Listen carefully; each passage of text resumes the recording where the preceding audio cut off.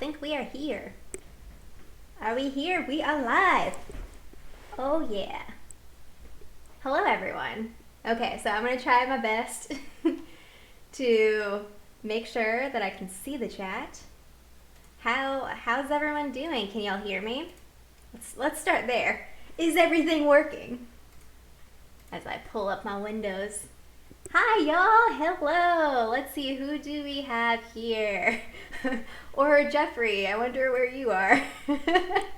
We have Wizard Way, Chris from Wizard Way. We have Wonder Woman, hello. Overflow 4487. We have Melissa in the chat, Chris in the chat, James in the chat. Hello everyone. Yeah, I asked just to kick us off, who's your favorite character in Wizards Unite right now? I mean, it can be someone new, it can be a beloved character. I'd love to know what y'all think. I feel like who would be my favorite character? I don't know. I really like Constance, even though she's pretty intense. Random wizard guy. I would love to know his name. I need to know his name. Maybe it was our internet for a second that was just... Nope, it's still not showing up. I don't know what's going on here. So can y'all see me, or are you just hearing me?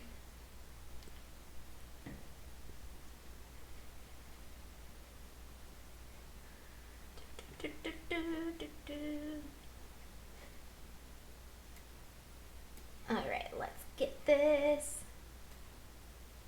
No, don't be offline. Okay. This is the first time that I'm using this streaming platform. So let's see if I can figure this out. And I hope y'all liked the video from yesterday. I'm trying to do better at like getting the idea out there. Hey, Feel Me Ones, welcome. But, oops. It's a lot, you know? And the comments were like really cool because I was just like, oh my gosh, y'all have such good ideas. Alright, I'm gonna try to fix the video and then I'll be back in a second.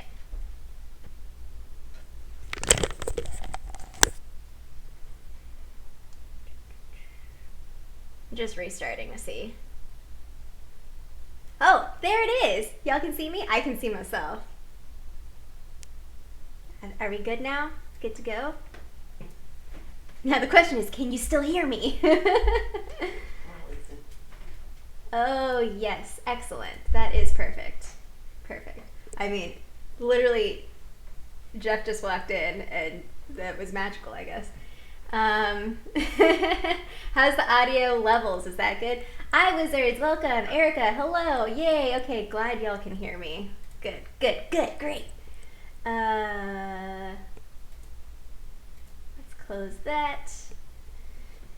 Yeah, so I asked people who is your favorite Wizards Unite character? And it can be an NPC that we talked to, or it can be an animation that you particularly like. What did I get today? Let's see. I officially started my new job, so I was at orientation all day, which is on a university campus, so I basically played Wizards Unite passively all day and refilled my energy. I was at 1 energy yesterday. Jeff and I played and we did a few fortress battles and I was okay, and then the problem is, like, when I'm a passenger and my goal is supposed to get energy, I end up like getting distracted by traces and I'm like, oh, let me get this, let me get that, and then I ended up with like 1 yesterday. So Clara, welcome to the chat. Yeah, so favorite characters. What? I don't know if I got anything. We got Sirius yesterday. We never see Sirius. That was an exciting one. Very exciting. Let's see. So I'm just gonna intro this. This is the first of this series. So I did a poll where I was asking y'all what kind of content do you want for live streaming? Because I love live streaming. I love talking with y'all. I love the live aspect of it. I love how it can kind of go in any direction. So an idea I had was like, I do all this theory building by myself, and I endlessly talk at Jeff for hours. But like when I meet people in person for like community days, like we start to get in those conversations. But like I thought that it'd be cool to just get into it and do some research together. So if you look in the description of this video, there's a couple things. So first of all, I had my latest theory video was last night, and so I thought we could start there with people's thoughts and ideas, and then basically spiral out. So this is just kind of chill, like exploration. There's not really it's okay if we like just dabble around and just learn random things about the world and don't get to a solid conclusion, because my whole thing is like the experience and time spent with each other is worth it. And we get to hang out with friends from around the world talking about Wizards Unite. So that's kind of the idea of these sorts of streams. Yesterday's video, the big question was, where do the memories, the bigger thing is, where do the traces from the Calamity, where do they come from? What is the source of that? And so I had my 3 ideas, I guess, or start. So there's a starting point with the Daily Prophet, the main theory, the pensive, and then the wild conspiracy was, I don't know, I'm obsessed with the internet. I know that some people don't like that theory, but like the internet as this larger scope thing that could be integrated into it. Earlier on, I had a previous like meta commentary theory idea of like the moral message of the game is probably a critique on something in our society. Why not the way that we interact with each other in the digital space? Why not that? So that's kind of where the internet thought came from. So the video link is in the description. It's about 15 minutes long, so if you want to check that out, that's going to be the starting point of today's hangout. And then I did include a Google Doc. So this is a test. I trust everyone to be respectful and to be cool, but a test to collaborate on a Google Doc. And so this is the Google Doc right here. The link is in the description. It should be shared with anyone who has the link, and you can like type things in.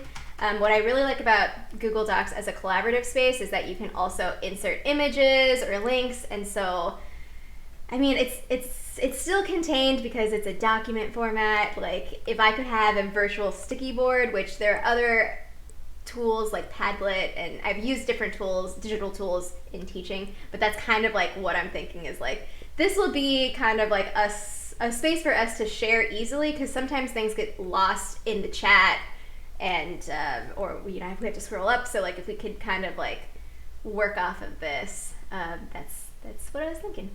And let's see, any question? I feel like I'm a teacher mode. I'm not trying to be teacher mode, but I'm like, any questions before we begin?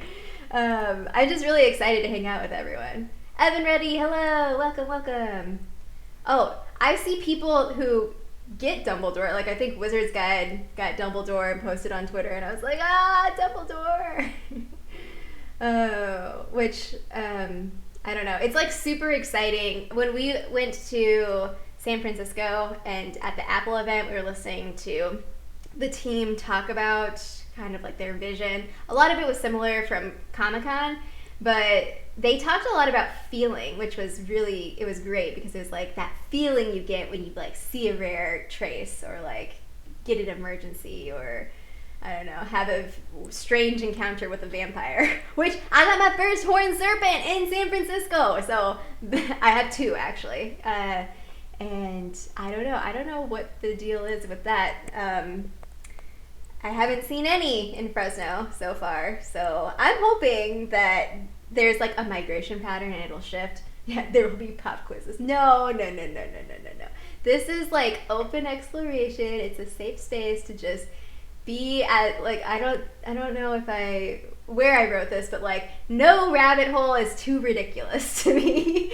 I mean, you should hear some of my, like, the stuff that doesn't get put into the videos. It's like, I don't know. It's a little out there, but we'll just build it together. Okay. Oh, let's see. I don't even know where to start with this. So like in the video, I'm talking a lot about the pensive, and so this trailer is kind of like the motivation for like thinking about this game. So like I've watched this launch trailer so many times, and I guess I can just play a little bit for us to just kind of get the vibe of it, of like what's going on and what I think about all of this. So we have this like, she's the main character. Look at her go. This is like all of us right now trying to like piece together things. She's just like, whoa, let's go out. And the more that I watch this and the more that I listen to the game developers talk, the more that I realized kind of, so their goal is for us to be our full witchy and wizardy selves, you know? Like, this is us, this is our time, like are we ready to respond to the call? And so she's kind of like doing this, and she's like seeing all this stuff, but there's like interesting moments in here. So like, look at her, so super powerful. Oh, also actually, let me go back here.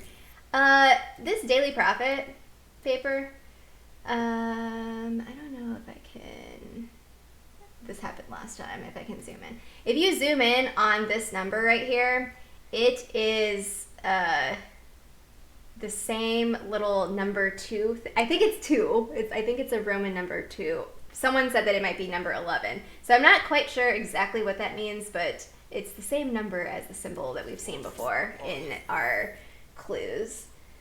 But yeah, it's like they're all friends, and she's just like, oh, hey. Dementor.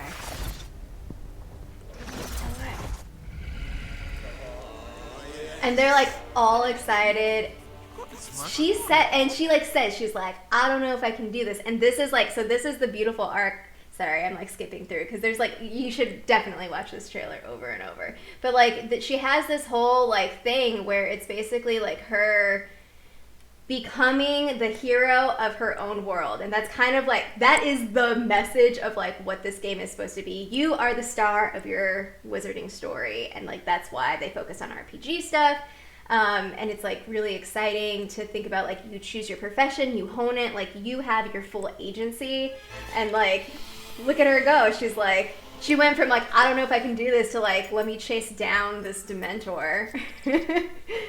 Oh my gosh. Yes, exactly. Like Grimm wanting to have his own adventure. Like, I don't know. I feel like that's kind of where I am in my life right now. That's how I feel. It's like, I'm ready for something. And then this, like, oh, it's so good because she's just like so emotional and like she gets it. Oh, this is like, as you can tell, I'm obsessed. I'm obsessed with the vision. And then we have our Herald. But yeah, so that's kind of, I've been rewatching these from the YouTube channel. So if you haven't subscribed to their YouTube channel, it's kind of hard to find, but this is the one with 23K subscribers. So looking at the launch trailer again, the game intro trailer, which I had clips in my last video. So we're looking at some sort of like time frame. So we're starting with the defeat of Voldemort, and then there's like this series of like, okay, well, what happened? What happened after the Battle of Hogwarts? You have the London 5. I mean, I'm assuming that this is like chronological, the way that they're presenting the information, but we can also explore time as like, is time linear, or is there this weird time paradox that's happening with this game? And then like the little going from black and white to color, like, I don't know, it just feels very, obviously the theme is the mystery. So let's get into some of what y'all are interested in talking about.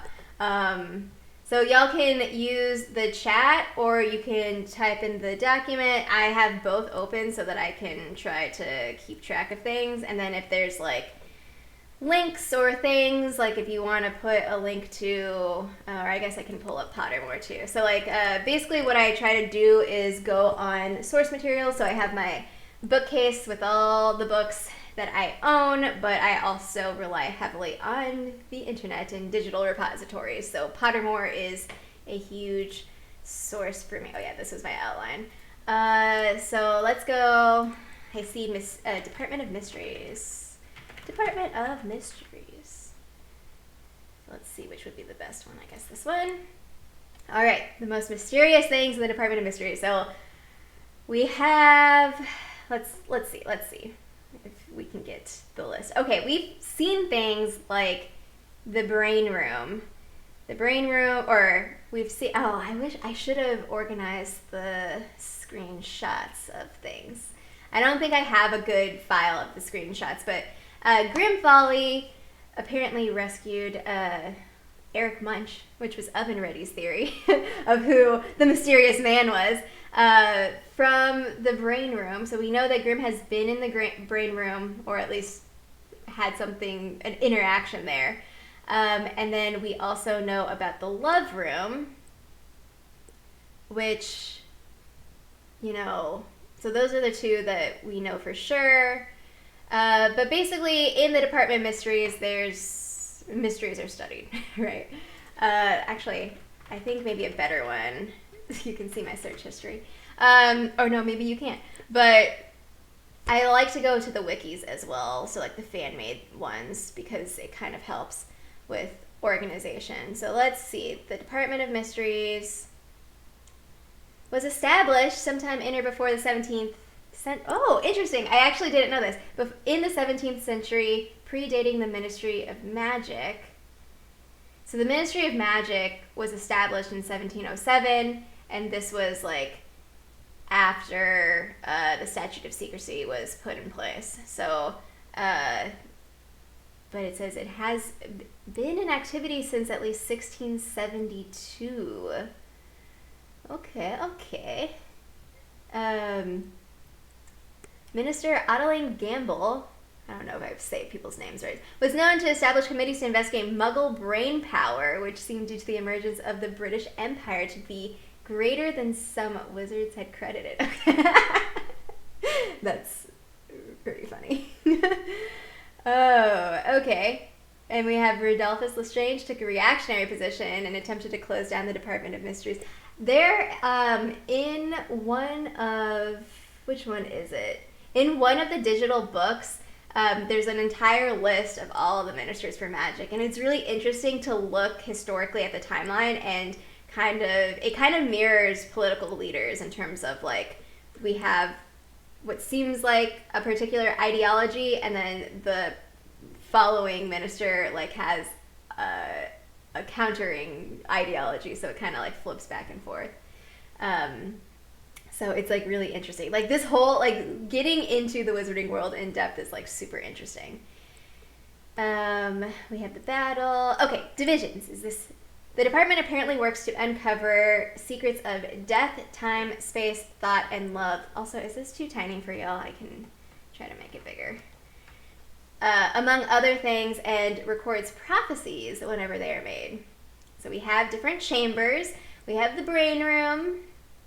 It contains a tank of encephala, or brains that swim in a green solution. So I think this is why Evan Reddy was like, oh, maybe the mysterious guy is Eric Munch, because he is in that confoundable scene.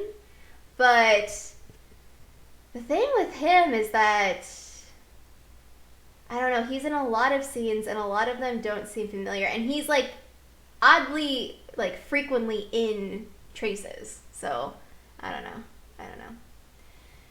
Storyboard view to the Mysteries Registry, where you can read the discussion that happened when you collected the wait, really? That's awesome. Thanks for that, Overflow. Claire is watching from Michigan. Hello. They talk about Eric being a mess. I mean, who isn't a mess nowadays? Just kidding. I'm a mess. Come on.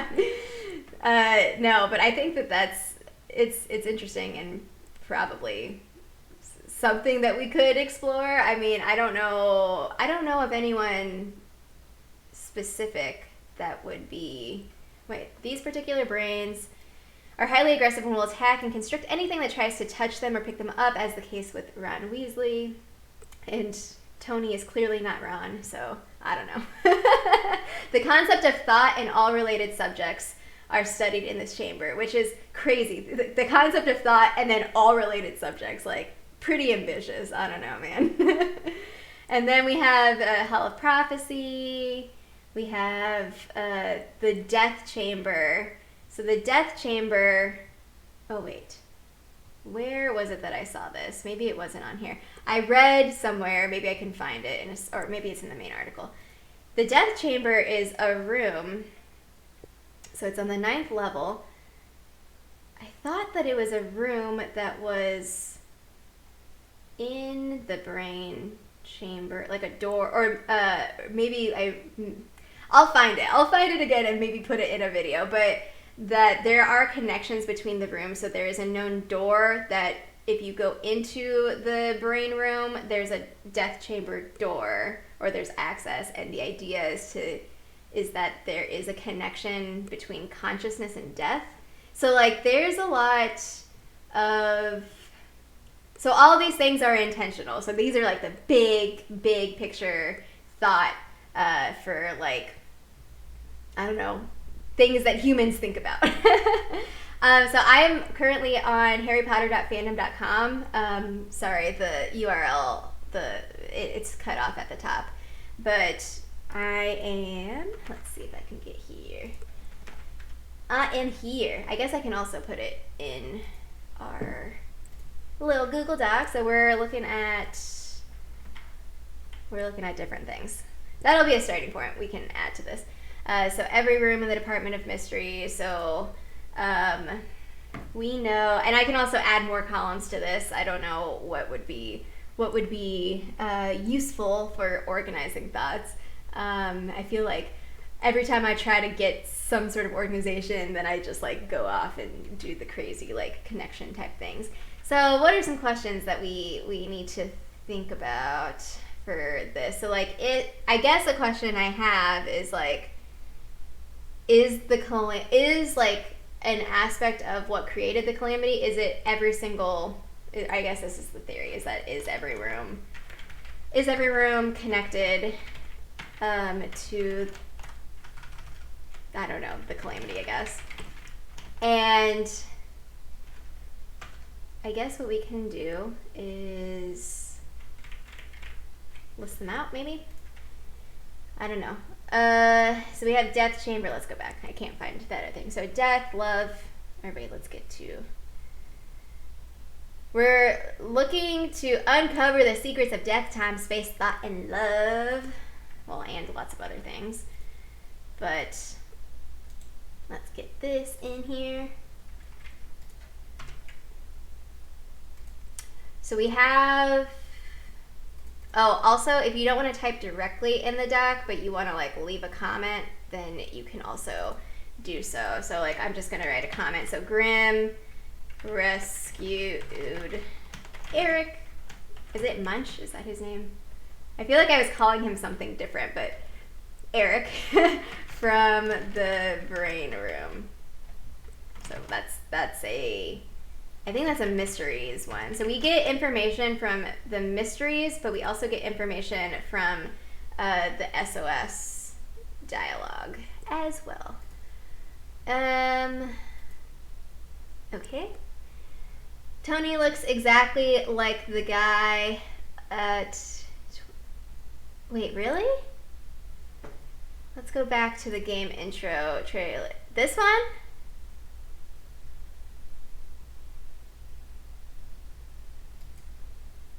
I thought this was the ministry worker guy, not the...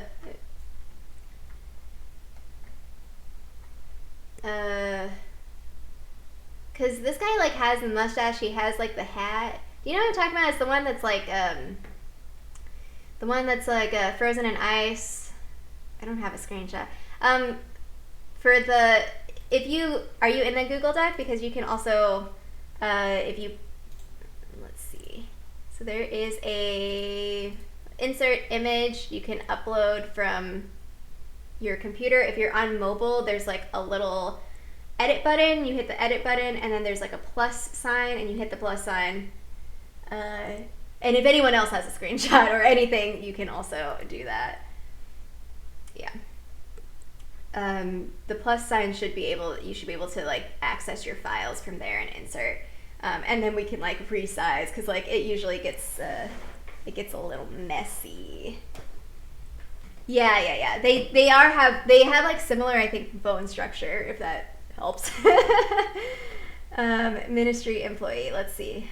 Just making sure I didn't miss some things. Yeah, but other than that, I couldn't find anything on Eric Munch outside of that. Has anyone found anything on Eric? Hello, Stephanie. Welcome. We're just hanging out. There are links in the description. I have this collaborative Google Doc if you want to add to it or just follow along.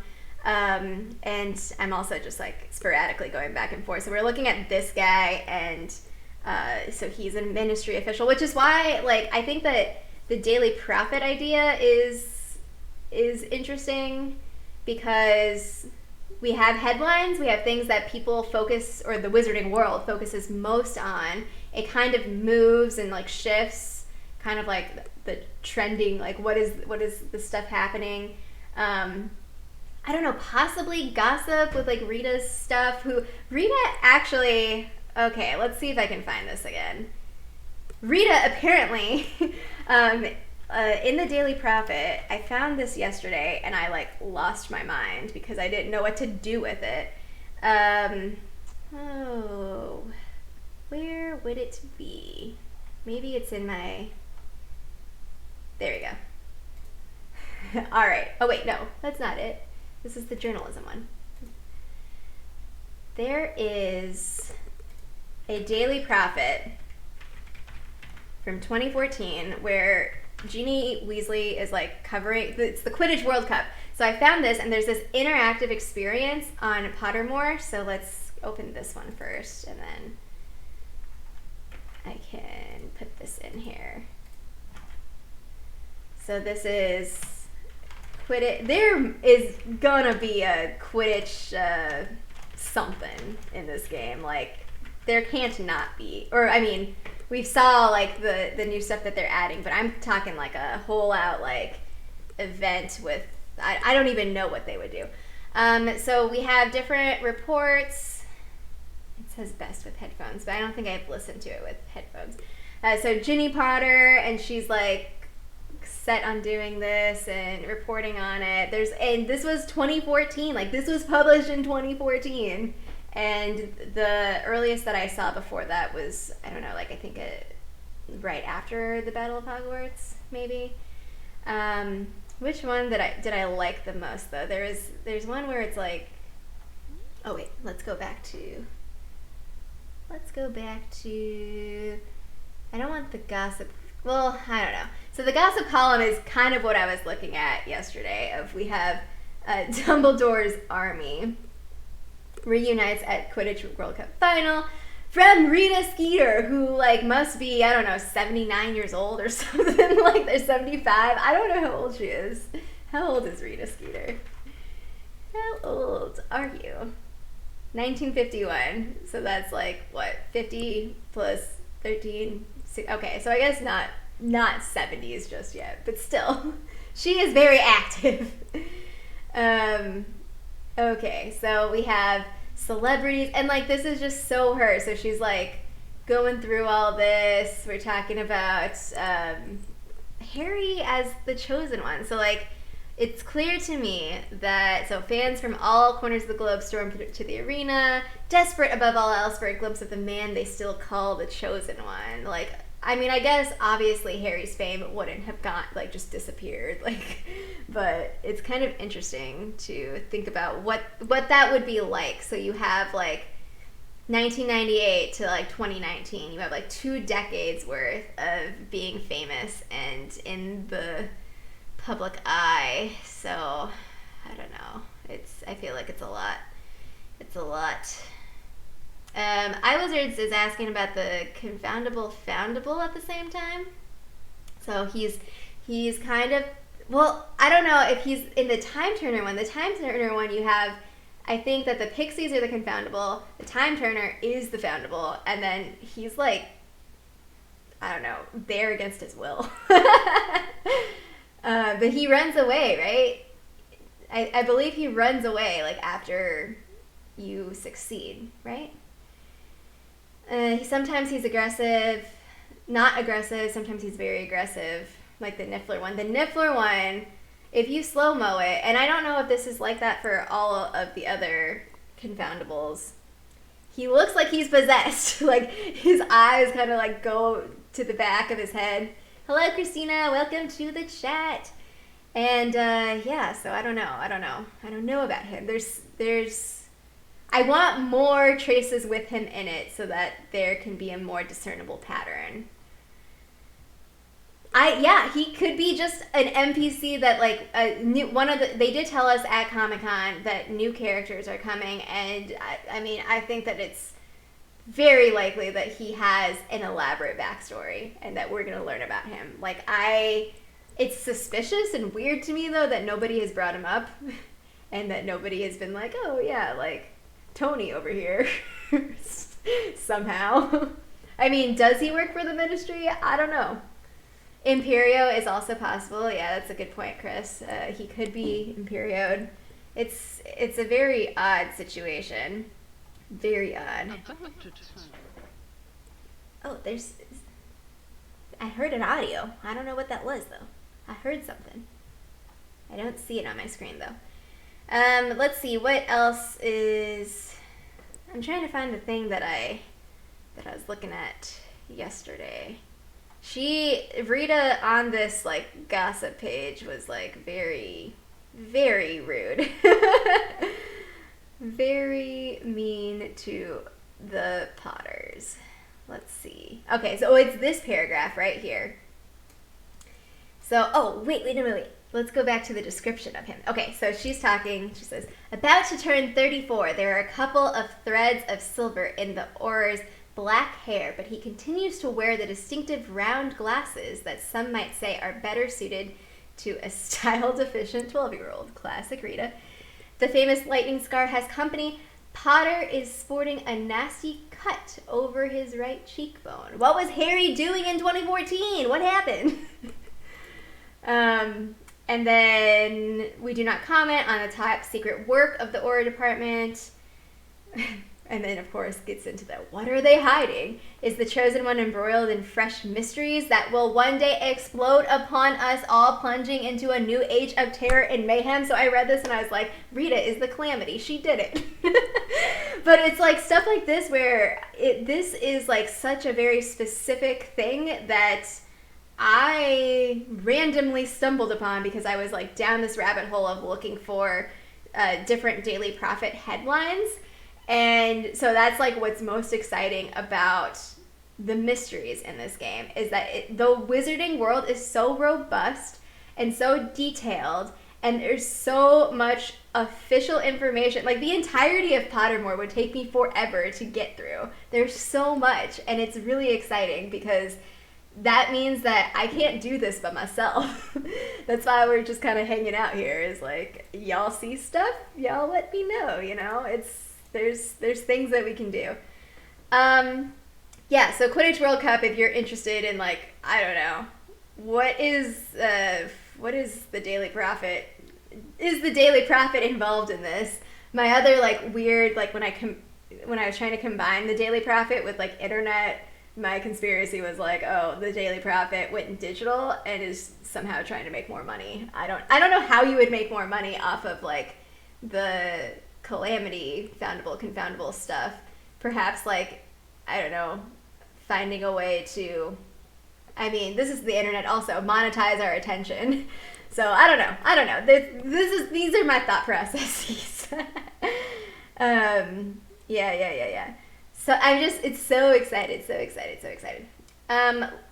For this new big bad guy, what does that mean? Are we talking Are we talking... I feel like there could be different directions. So is it that there is this mastermind? Is that kind of the question? Like there's a massive villain that is a dark, powerful wizard? I think that's probably where we're going. So what do y'all think about that? New big bad guy. Oh, is there... Yeah, there's going to be a new mastermind. I think I'm very intrigued. So, okay, on the one hand, we can, like, look at this game through the lens of, like, reality. So, like, this is a gaming company. They're, like, tapping into the Harry Potter audience. So we're going to do the most familiar things. So what is that? We're starting with Voldemort. Well, I think it's interesting that we're starting with Voldemort in the this teaser, because, or like the defeat of him, because I think what it cues is like these are new stories. Like it might have connections to stuff that has happened in the past in the wizarding world, but these are brand new stories that they're trying to write. So I don't think that we'll see a resurgence of Voldemort or Grindelwald or, you know, like a villain that we've seen before. I don't know if they're still going to go with a single bad guy or if it's a collective. I do think that something that... I don't know. I think that the idea of wizards uniting is key to that. So I think that the big bad guy could be likely if the vision is like at some point we're going to need to all be doing stuff simultaneously, like a global calamity, like containment. And I can definitely see that. I mean, we've seen global events from their previous work with Pokemon Go, so it could be possible. Manchurian Candidate. All right. That would be a reason behind Daily Prophet going global and digital. Okay, can you explain more what that means? I guess I can also Google this. I was wondering about and that was Chris. Chris is talking about Manchurian Candidate. I was wondering about Mystery Guy picking up Remembrall. It turns red, so he forgot something, but what? Something insignificant or everything about the Calamity? I know, like, I also noticed that. And also the Remembrall was like returned to Neville, so like that was the scene, but Neville's not in it. So that was weird. Oh wait, didn't I see, I don't know if this was in one of my comments or if it was on Twitter, but someone suggested that Tony, mysterious guy, is like just this like collective figment of our, I don't know, imagination, I guess. Or just like we like created him and like we just all see him. Because I did have this other thing, like I don't, there's a lot of philosophy that I think we could tap into, but thinking about a collective consciousness, and like this is like super interesting because this is how I see the internet, social media. I think that there's this global like consciousness that we can see based on, and a lot of it is based on like what are the things that people talk about and choose to say. And so you can connect it to things like, I don't know, morality or like a collective ethics, but it's kind of like what is it that is on the foreground of like something that's shared among people. And I don't know, like I'm really intrigued by the memory aspect of it, but then also that it's dynamic. So it's not like, so things change over time. Like we see new traces, we see like an increase of particular traces, and we're just all trying to make sense of the pattern of it. So like, are we controlling the Calamity? Is it like supposed to be like tapped into our collective consciousness? I'm not sure. That's kind of like another round to go. Oh, Pesty Night. Pesty? I always like mispronounce your name. Pesty Night. Yeah, spell energy is like I was saying earlier, I had one last night, and so I just like had to, I mean, there's nothing around where we live, so we have to go out and play, but it's like a struggle. It would be cool if it's a bad guy who goes dark because of obsessive love. since Voldemort's thing was lack of love. Love is definitely a theme in this game. It is the main theme in this game. So I don't know if I'm going to find it. This entry on Pottermore, love. Let's put this somewhere. Let's see. Is it, let's see, Melissa, you said going dark, obsessive love? Or I guess they'll say like the power and the danger of love. Well, because it's interesting because love is one of the main things that's in the Department of Mysteries, and like studying love is important, or like an important thing that's done there, but nobody has been able to recreate love. Like, so love potions, it's like it's not the thing. It doesn't fully get there, so that's why it continues to be a mystery. But that's kind of like, it's really interesting because so Dumbledore, this is the Dumbledore quote where he's talking about there's a room that's kept locked at all times. It contains a force that is at once more wonderful and more terrible than death, than human intelligence, than the forces of nature, the most mysterious of many subjects. So we're studying love, and like, I don't know, just all of these things, love, thought, death. If you think about these big things, like kind of the big mystery of it, or like why it's considered a mystery, is because we haven't figured out how to manipulate it. And like perhaps it's something that can't be manipulated. That's kind of like where I have a video of the Calamity was caused by ancient magic. And like ancient magic has this thing where it's responsive, it's kind of its own living entity. It like exists outside of, it's not like a cause and effect thing. And so it's kind of like responsive and mysterious, obviously, because we don't know how it works. But it's interesting how like, so this article that I linked in the Google Doc has like walking through the 7 books and how love is such a like important theme, and it's like present throughout the entire thing. Voldemort's thing with lack of love. So when I was looking at for Daily Prophet B-roll scenes, like there's when Voldemort is like, or Voldemort is inside Harry's head, and Harry has this like monologue in the movie where he's just like, oh, I feel sorry for you because you'll never know love and friendship. And then there's like the montage of like Hermione and like everyone, and it's just like, oh my god, the movies are my favorite. Obviously I love video because I make videos and like I like the visual media and like multimodal stuff. And it's just like, so the feelings that are evoked from that, because it's so relatable. People, y'all know what love is. It's hard to like pin down and like be able to recreate or re-articulate, but y'all know it. It's mostly feeling, you know. Who is a forgotten memory? Voldemort? Do we have any idea where Grimm is? Where is Grimm? My goodness. Where is Grimm? I don't even know where is, so could a theory be that, well, I don't know, Grimm is in custody? Maybe I'll put this under the bad guy. Where is Grimm? Help. Ministry, tell us. And nobody seems to be concerned, like, oh, Grimm's missing, like we should find him. I don't know. Yeah, they talk about him in the past tense. That's an interesting point. Okay. I don't think that Grimm is a mystery guy, since Harry and people are fighting the Confoundables too. Do I think... Oh, sorry, I got distracted because I saw Wonder Woman.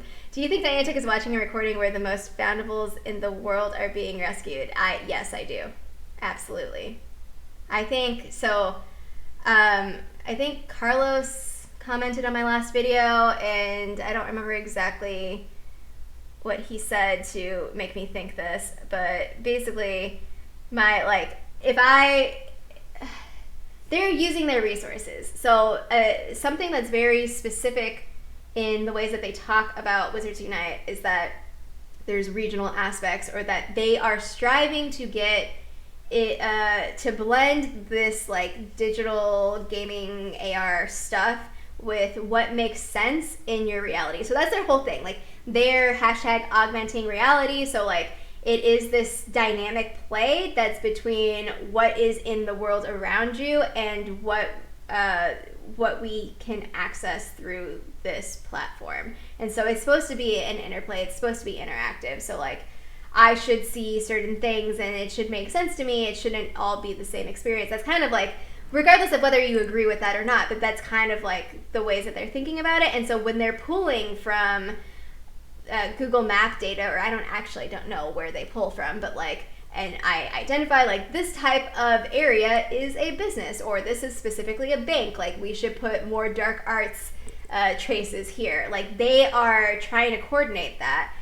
So it wouldn't surprise me if they were like also not, or if it wouldn't surprise me that they might be tracking that sort of information and like seeing or responding in that way. But my comment back to Carlos was kind of like, if we can control the Calamity, like how transmedia are they going to get? So transmedia is kind of like, we have our game in our hands, but then like I have to go to Pottermore and like I can see this information and I can grab something from there, and that's useful for my experience in the game because I'm going out, or I'm getting like an actual book and figuring out the cipher. So you're crossing different forms of media in a way that's not just like, oh, it's just reproduced somewhere. So like, I can post a tweet and then repost that on Instagram and repost that on Facebook, or I can post a tweet and do some sort of like live story on Instagram, but like the platforms offer something different. And so that's kind of like what transmedia is. So is it that they're going to how far are they going to go into that? Like, is it that we get to manipulate it somehow by like tweeting a lot and showing off, like, I don't know. I don't know. There's a lot that's possible. Sorry, I'm way behind on the chat. Y'all are probably just having a party with each other, which is cool. Okay, so let's go back to Chris. Manchurian Candidate is a novel film in which a person becomes brainwashed into being involved in a political assassination plot to ultimately seat a specific person. Oh, yes. Okay, so this sounds familiar to me. I'm familiar with the idea. Okay, Daily Prophet manipulates the Calamity to place specific peeps. Wait, can I put this somewhere? So Daily Prophet. Also, side note, I don't know why I just now realized it, but profit is the homonym for like profit, you know, making money. So that's an interesting little and cute little play on words. Manchurian Candidate. All right. Daily Prophet manipulates the Calamity to place specific peeps into power. Yes, okay. Or grudges. Yes, yeah. What's Rita up to? What is she doing right now? Is she missing? Okay, let's see. Let's see if I can get this back up here. Rita Skeeter, where are you at? Not sure where Grimm is. He may be in the same place as Penelope now. Oh. Wait, okay, wait. Alright, so this, I haven't been able to make this video. I have a whiteboard back here, and like I have like some crazy scribbles, but there is where is the Calling All Wizards, this one, which is also really good. Everyone should watch 1,000,000 times. They really had their production for all of this is excellent. You hear this, lady? Who is that? I know that Zoe, at some point, Zoe from Snitches and Witches, thought that it might be Rita Skeeter, although I don't know if that quite makes sense. Doesn't sound like Constance to me, because Constance, we've heard her voice and her accent does not sound like her. Who has Grimm's children? Where is everyone? All excellent questions. Excellent questions. But who is this lady? We have this stuff happening. I also love this integration. So again, like the augmenting reality idea. So we have these familiar, like, this has to do with media. Look at all of this stuff with media. Social media, news media, like all of these is through phone cameras or some sort of recording device that is capturing it. This is why I thought that perhaps this game could be the end of the statute of secrecy. Okay, actually, so I wanted to go to this scene. Okay. So I was looking at this again, and to me, this looks like a case file, a suspect case file being built against Grimm, because we see like London 5 still missing, we see this love room entrance log, and it says Grimm's entering the love room at odd times, like it literally says his name on this piece of tape. We have this letter that seems to be from Grimm because it says, "Oh Nell, every conversation we've ever had." I mean, it could be Gareth Greengrass. That's also like another... Gareth is a suspect in my mind. But this rare ancient spell, which like in dialogue we had suggestions that possibly Grimm found a spell from an ancient tome. But something that stood out to me that didn't stand out to me before was this. So this was a little confusing when it first came out, the witness transcript. And it says, witness transcript, Matilda Grimblehawk, which also seems sketchy to me because I played the Fantastic Beast Cases game. I know that people don't like, aren't as bothered as this by me, but the Matilda Grimblehawk in this game does not look like the Matilda Grimblehawk in the Fantastic Beast Cases game. I guess it's similar enough, but like, they have the same graphics. It's the same companies. I don't understand why it would look slightly different. But anyway, the tape on the side says unreliable alibi. So this person, to me, who's being interviewed seems to be a suspect. And the interview is conducted by Constance. And so she's asking, where were you on the morning of the incident? And the reply was, it was a very normal morning, blah, blah, blah. And then the next question was, how did you end up at the love chamber? And the person being interviewed said, I'm not sure. I must admit it's a tad on the fuzzy side. Sorry, it's like super blurry. I could probably like make it bigger on my own screen. And it says, I'm certain I was there on official important business. It's just at this point in time, I can't tell you precisely what that business was. So I think that the person being interviewed here is Grimm. And I think that he didn't know what was happening, or if this is a case file against Grimm, these times he could be Imperioed. I don't know. I mean, this is also why I thought possibly Gareth could be a suspect. And I also, like early on, thought that Penelope herself was like the cause of all of this and could be manipulating Grimm. But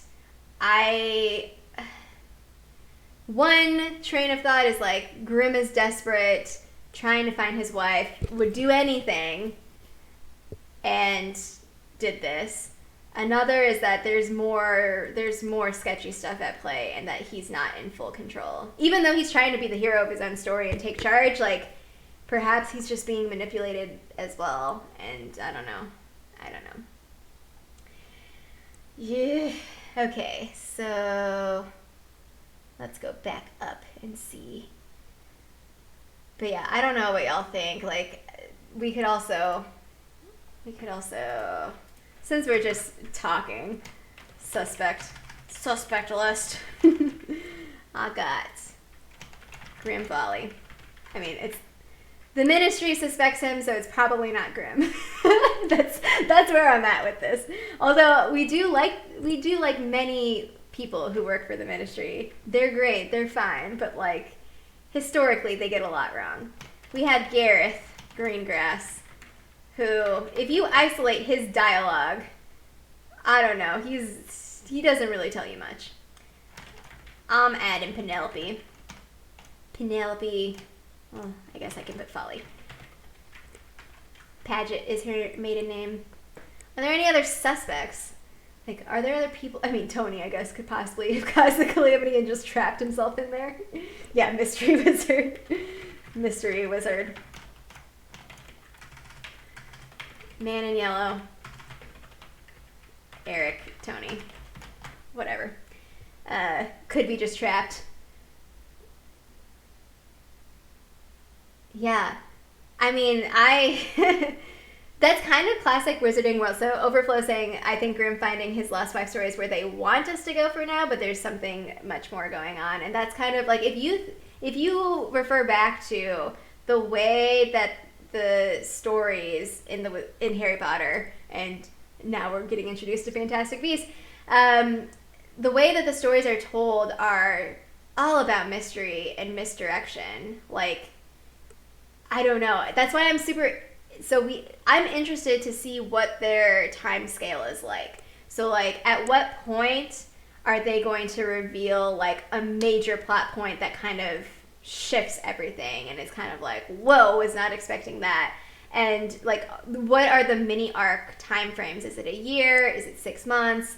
The events, like, give us little tiny snippets of, like, stuff that we're already working on. So, like, from the Brilliant event, we got, like, Harry has been thinking a lot about his public and private life. Like, he's lived it for, 20 plus years, and he's been thinking a lot about it, and it seems like he's kind of, like, upset. He's very upset. Like, I would be upset.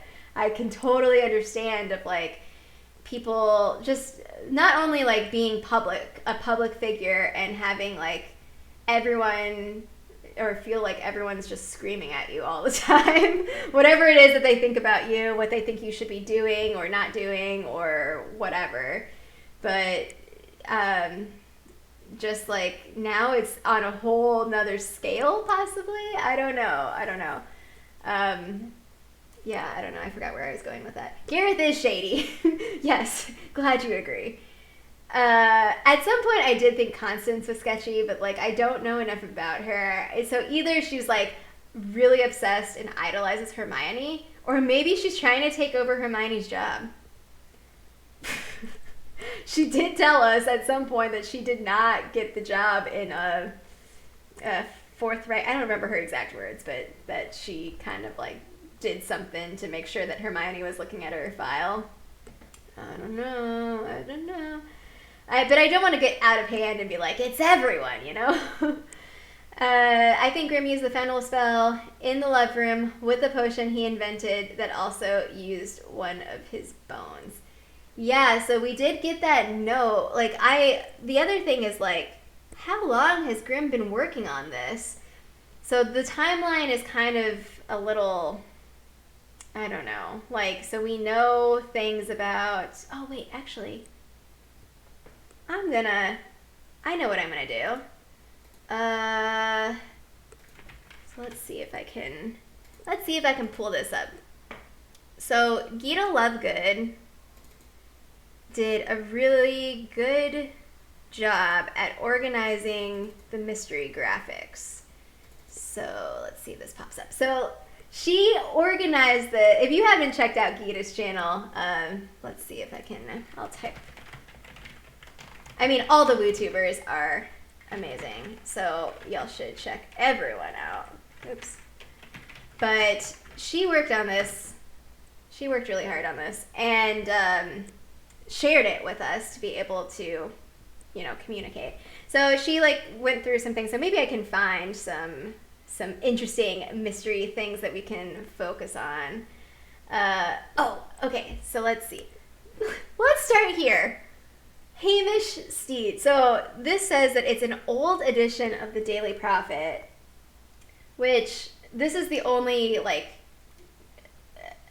unless Hamish Steed is, or unless the mystery guy is Hamish or Flannery, I don't know, but I feel like we would be given that information if it was connected to something, or maybe we're supposed to speculate and figure it out. No idea.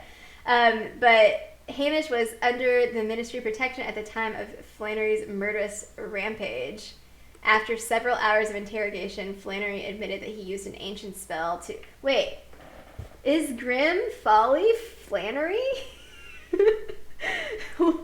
Wait, are we going into, like, multiple timelines and, like, hidden people?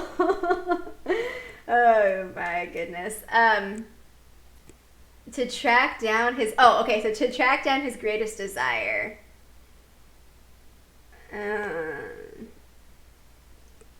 So I think like the suggestion here is that Grimm found this Daily Prophet clipping and was like, oh, hey, I can do this with like a little manipulation because I need something powerful. But so like this is possibly like an aspect of whatever Grimm or whoever was controlling him or whoever did this of because it could be, if Grimm is being manipulated, it could be that someone is using him because Grimm is smart and clever and like a very, very good wizard, that Grimm is basically like a vessel for whoever is like trying to cause chaos, which would of course be very sad, but it is a possibility.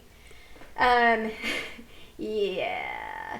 So it says, someone used a spell to track down their murder victim. That seems impossible. One must not forget that the prophet has a long history of exaggeration. Funny, we keep records of all their issues, but this one appears to be missing from our archives.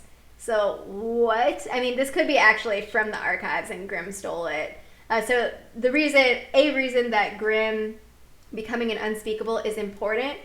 You called out Tony.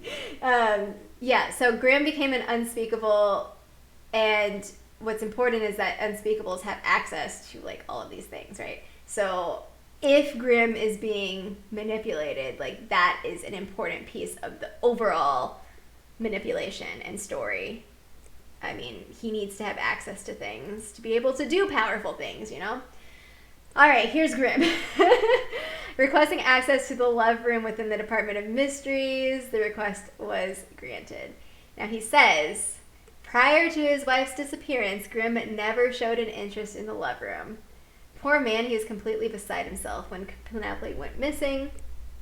And yeah, after his wife disappeared with the London Five, yes, dreadful thing. What happened to her? So like, Gareth...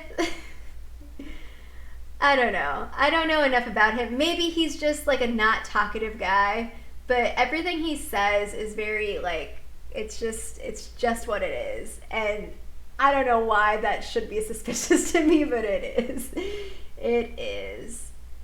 Oh yeah, the Zodiac stuff. So going back to the Daily Prophet, let's see if there's actually a clearer one that... There's one Daily Prophet one that is like more clear. Oh, I guess.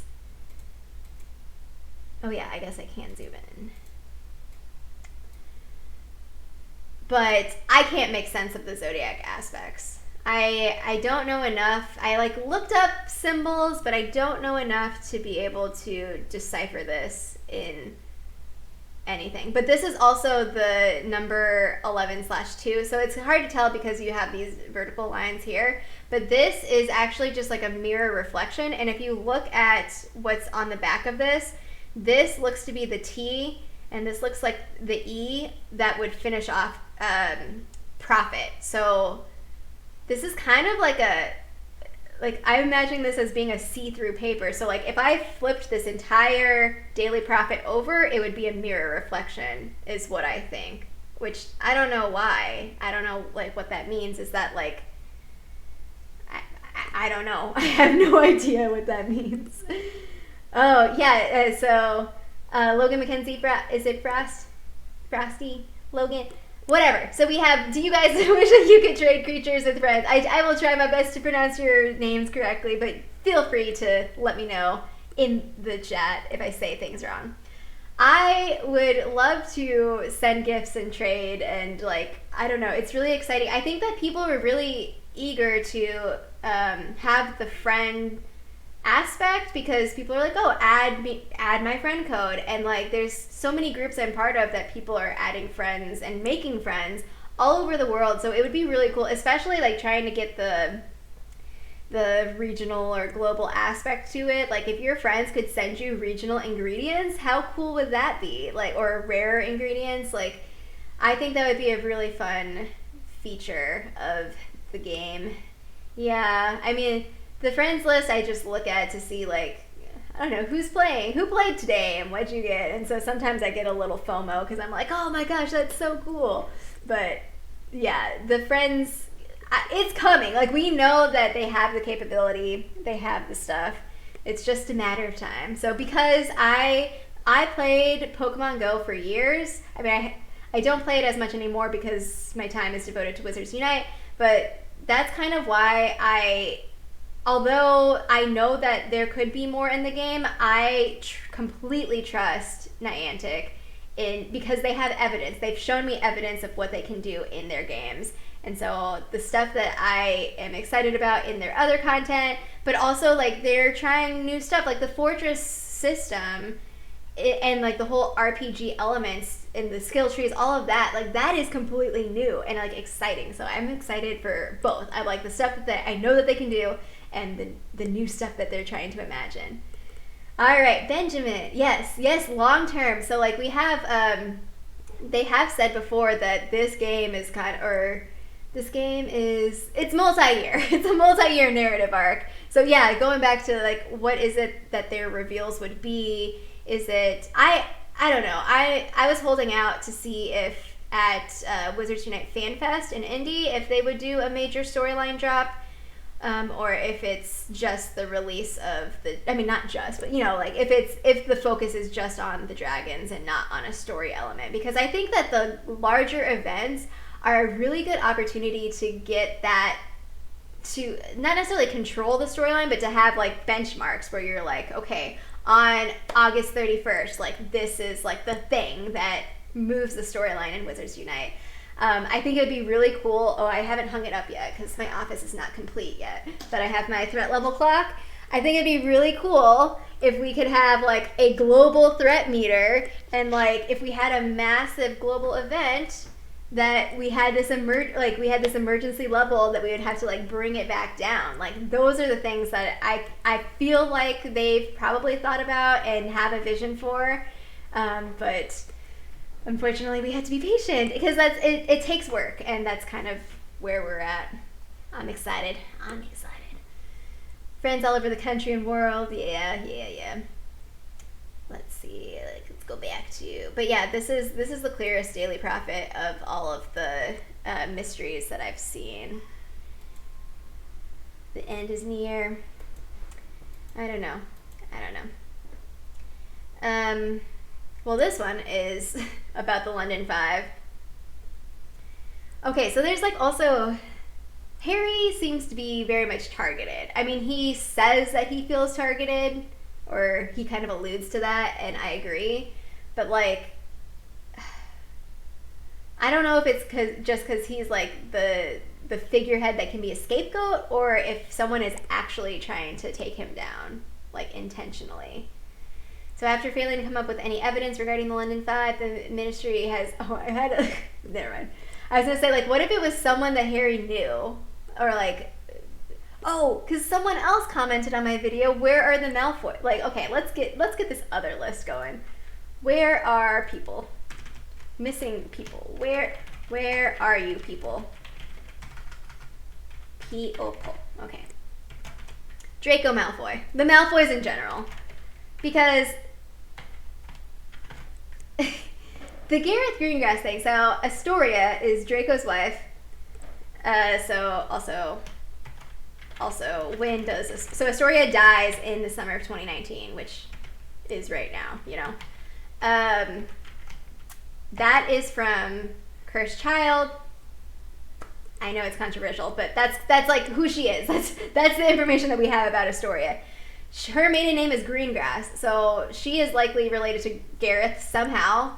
Not sure. I've talked to people who think that he could be an uncle.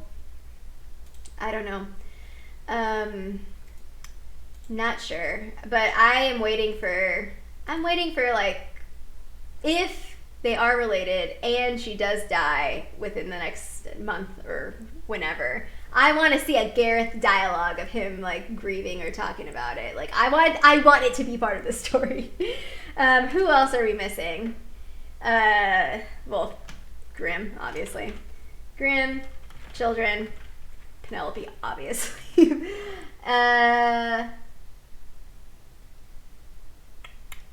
Yeah, I don't know. Gareth. Do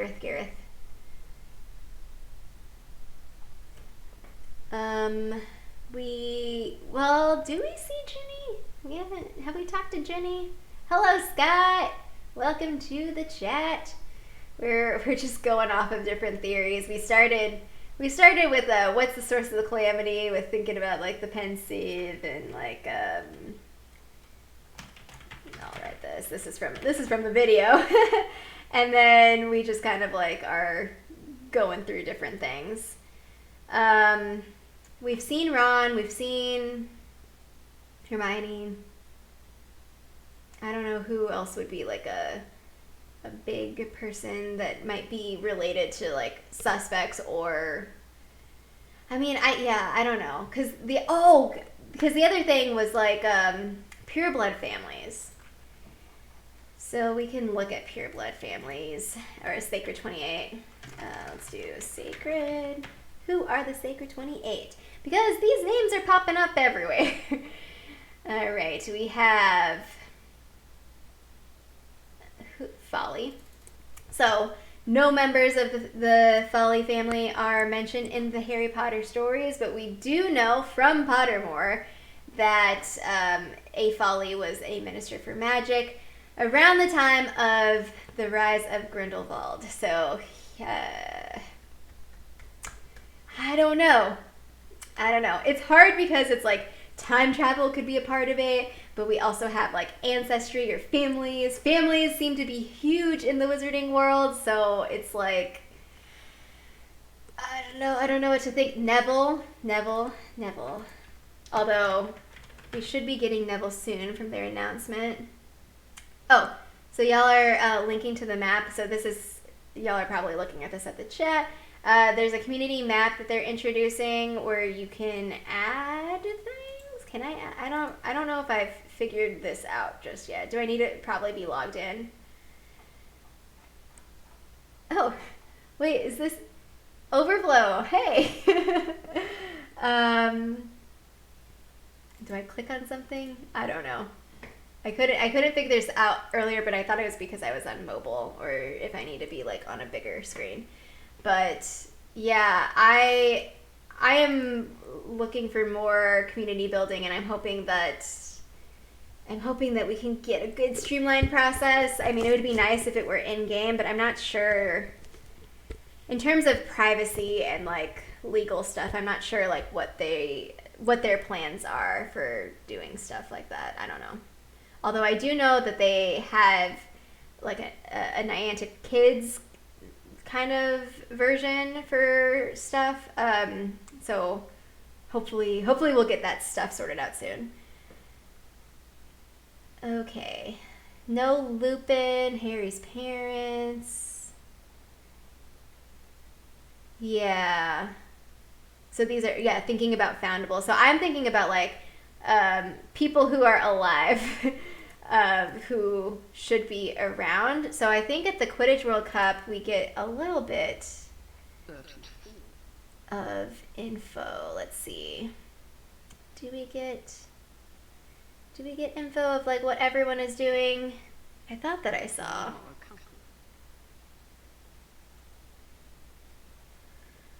Let's see.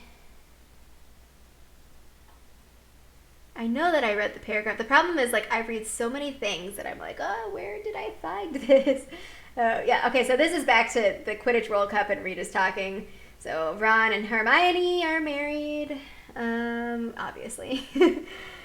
And the immediate aftermath of the battle, Weasley, whose famous ginger hair appears to be thinning slightly, entered into employment with the Ministry of Magic alongside Potter, but left only 2 years later to co-manage the highly successful Wizarding Joke Emporium. Delighted to assist my brother George with the business I've always loved. Or had he had his fill of standing in Potter's shadow? So, like, this sort of stuff, it's like the gossip stuff. So, like, there's also, J.K. Rowling wrote about, like, the parallels between the wizarding world, like, journalism in the wizarding world and journalism in the muggle world, and they're very similar. So, good to know that we're not that different, I guess. Was the work of the RA department too much? Okay, yeah, blah, blah, blah. Okay, Rita. We have Hermione. So we have Harry had a scar in 2014 on his cheekbone. We know what Ron's up to. And so at this point, deputy head of the Department of Magical Law Enforcement. She's now tipped to go even higher within the ministry. So this is as early as 2014. As I don't know, this could be a long. Okay, so apparently when I was at the LA event, so thank you to WB for sponsoring my travel and for paying for my flight and for giving me early access to Harry Potter Wizards Unite. That was the first time I played the game. It was at Universal and it was amazing. But they told us that the idea for Wizards Unite went as far back as 2014. So I don't know. I can't help but just be like, this was written in 2014. Like, interesting. Like, is this part of the story? That's kind of like where I'm at with everything. So we have Hugo and Rose. All right. Then we have... So here she's like setting up other members of Dumbledore's army to be like... It's all the gossip stuff. It's all about clicks. It's about views. It's about the currency of, again, I mentioned attention. And so like that's how it's being manipulated, is that you're making money off of... Well, it can be stuff that's blatantly false or stuff that's like sensationalized, over-exaggerated. Y'all know. Y'all exist on the internet. Or in this time. In all times. Neville Longbottom, now a popular herbology teacher at Hogwarts School of Witchcraft and Wizardry, with his wife Hannah. They lived above the Leaky Cauldron in London, but rumor has it that Hannah has not only retrained as a healer, but is applying for the job of matron at Hogwarts. So, like, they're at least alive and working in 2014. And then we have Luna. I love this description also. Luna is married to Rolf Scamander, grandson of Newt. Luna has been sweeping around the VIP section in robes composed of the flags of all 16 qualifying countries. Her twin sons are at home with Grandpa. Is this a euphemism for too disturbed to be seen in public?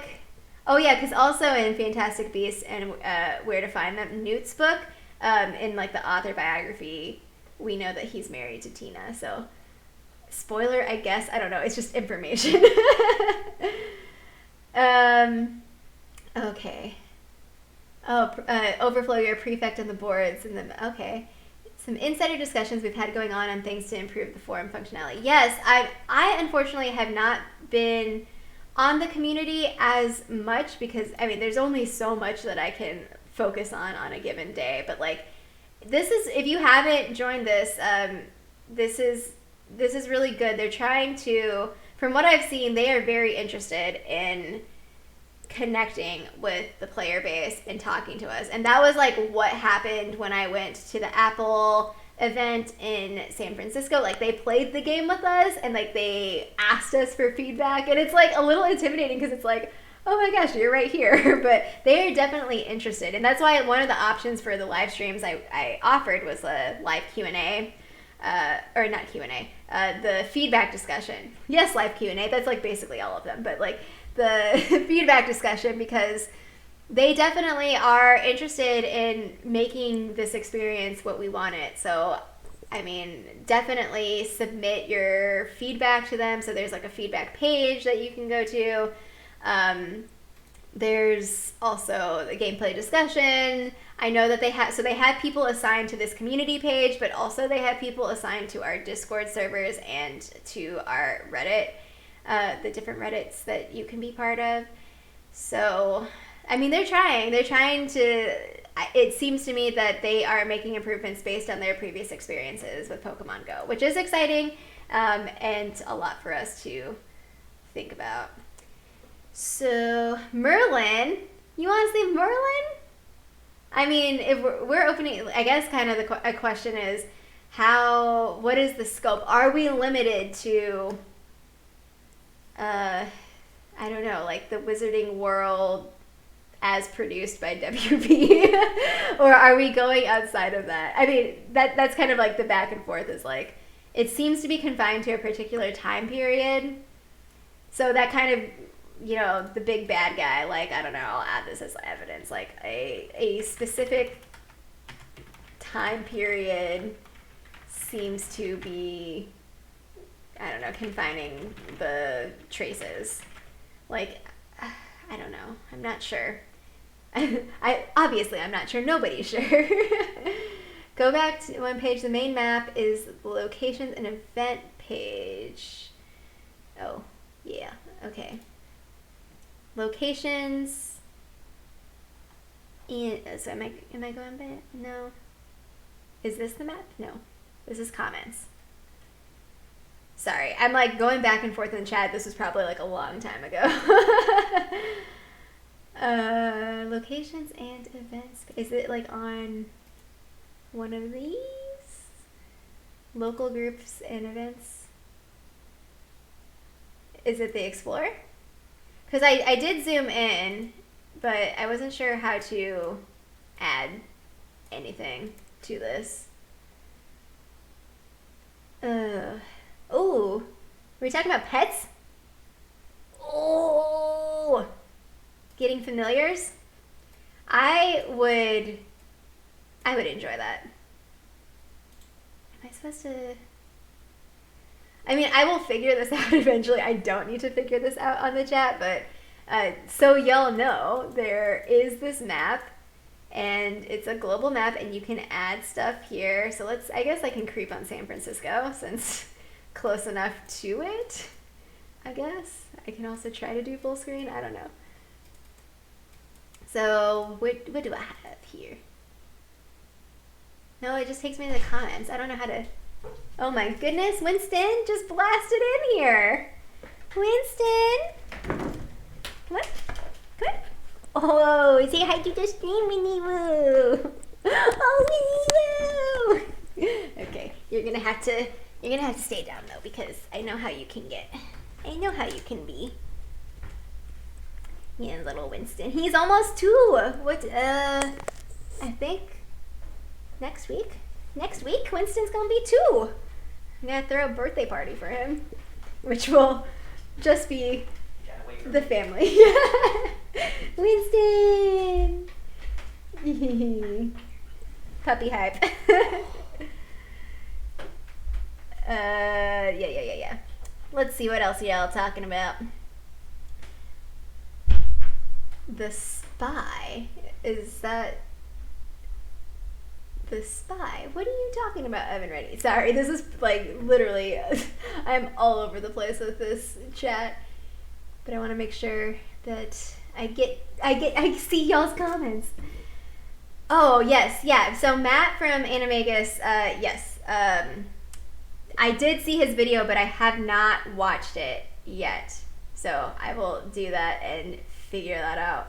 But yeah, they definitely have been working on bugs. So like basically like I think that they have lots of people on their team that are all over the place.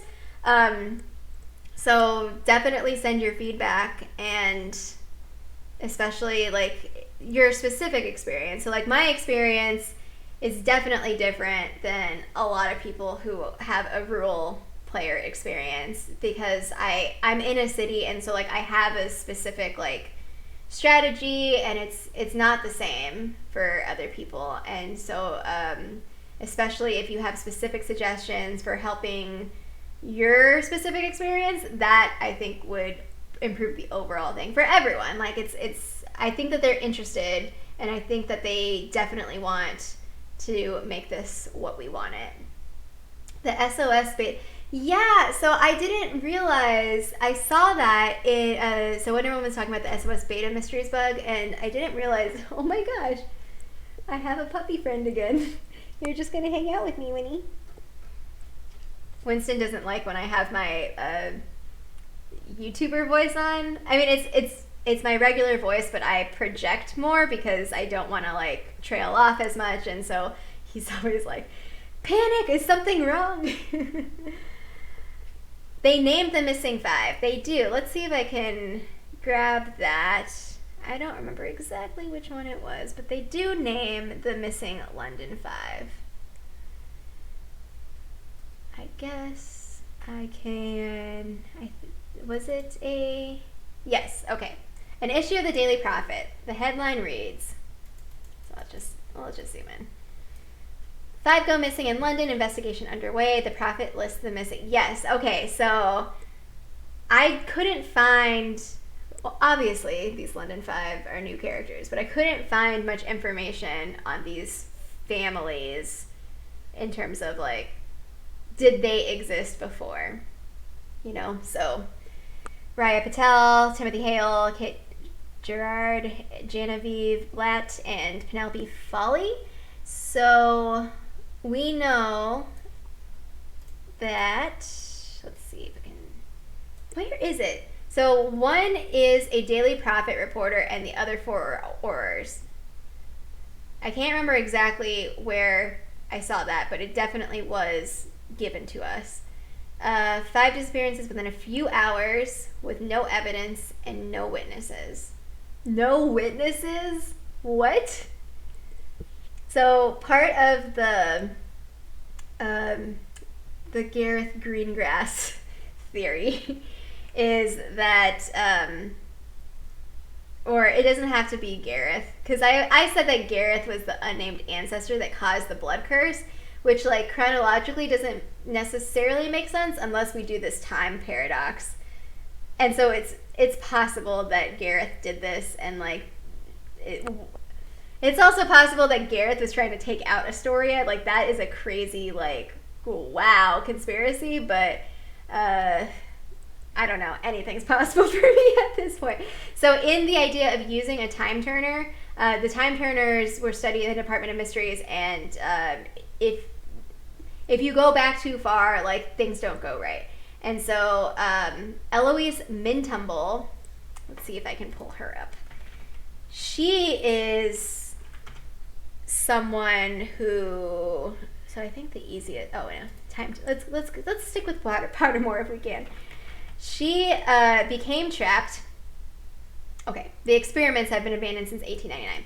She became trapped for a period of 5 days in the year 1402. Her body had aged 5 centuries in its return to the present and damaged that she died. What's more, her 5 days caused a great disturbance in the life paths of all those she met, changing the course of their lives so dramatically that no fewer than 25 of their descendants vanished in the present, having been unborn. So I don't know if like there's a scale here, but this is like, okay, so she went back like nearly 500 years and then 25 people disappeared. So like maybe someone went back 100 years and like 5 people disappeared. Like I don't know if it's proportionally, if like that's how, I don't know how time turners work, you know, or these repercussions work, but like that's kind of a path to think about, is like people have disappeared in the past from time turner manipulation, so that's a possibility. Yeah, I don't know. It's just very dangerous.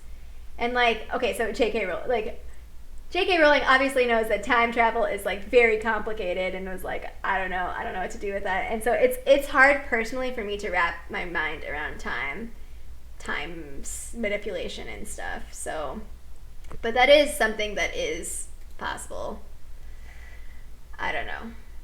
Someone was capable of making auras disappear without a trace. Well, here she just says auras, but I know that I read in one thing that we were given that someone was a Daily Prophet, but maybe not. Maybe I'm confusing something, like somebody's video I saw or something. I don't know. Don't quite remember. But those are the London 5. Just FYI. Oh, I forgot to put a spoiler alert in this chat, but like, yeah, so again, these graphics were created by Gita Lovegood, and so she like worked really hard on putting things together. Oh yeah, so like this guy, Sage Bragnam, also was in the Fantastic Beasts Cases game. Gareth is new, but we know his family name. Jessmane, is that how I say it? Jessmane Prickle. She is also in the Fantastic Beasts Cases game. Maybe one day I'll like show off like who's who in this game, because they're all like really interesting. That's what it was. Okay, thank you, Chris. So Chris is talking about the press release articles, because all of the WooTubers were like, digging into like every single source that we could find. One Daily Prophet reporter was said, The wiki has the most, or one wasn't one a cleaner. Yeah, daily profit reporter. So 4 ores and 1 daily profit reporter, according to what we saw from the press releases when they had different outlets test the game for about like just a little bit of time, and then they wrote reports on it. So that was really cool. Yeah.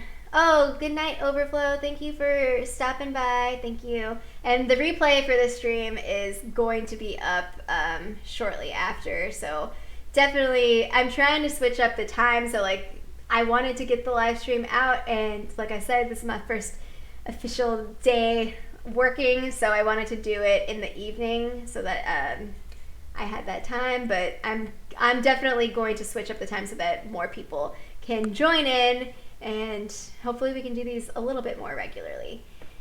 All right, we have a journal entry. So Grimm's journal, like I would love Grimm's journal. I need Grimm's journal, like his actual journal. I'm sure there's a prop. Oh, that was the other thing. Going back to like the transmedia stuff of like how they're going to integrate across different things. I am hoping and banking on their YouTube channel having actors that we follow. Like, so we saw the great game trailer with our lead girl. Like, I would love to follow her journey. Like, can you imagine? Oh my gosh, I'm just like super excited for everything. So we have a rumor of a very old outlawed spell meant to find what one desires most. I may have found it. Okay, so this is the Daily Prophet thing.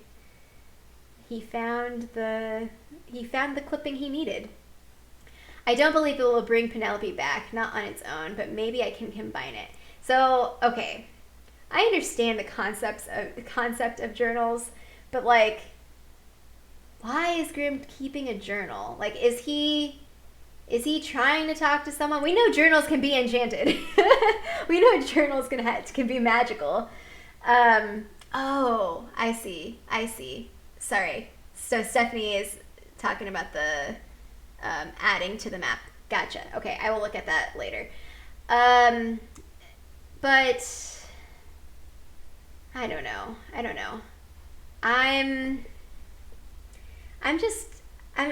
There's like all possible leads, I guess, is like kind of where I'm going. Like, is he talking to someone?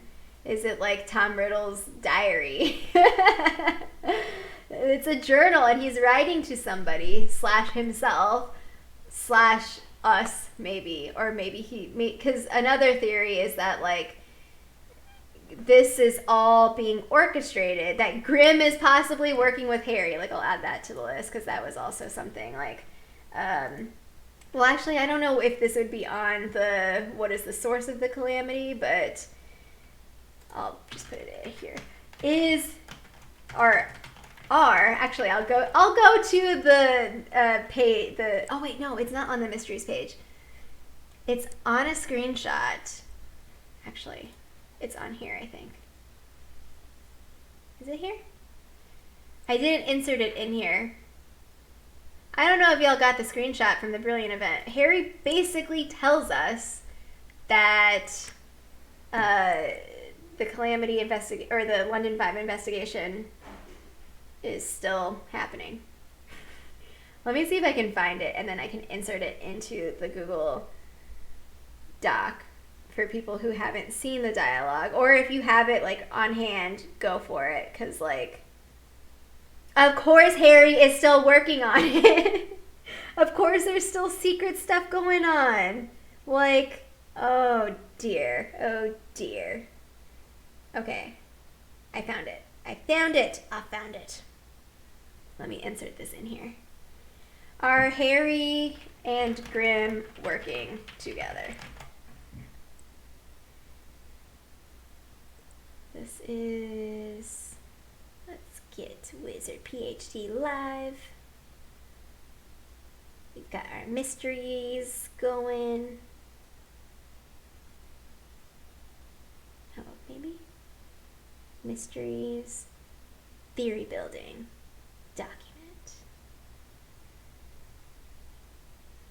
And I'm going to put this right, oops, edit.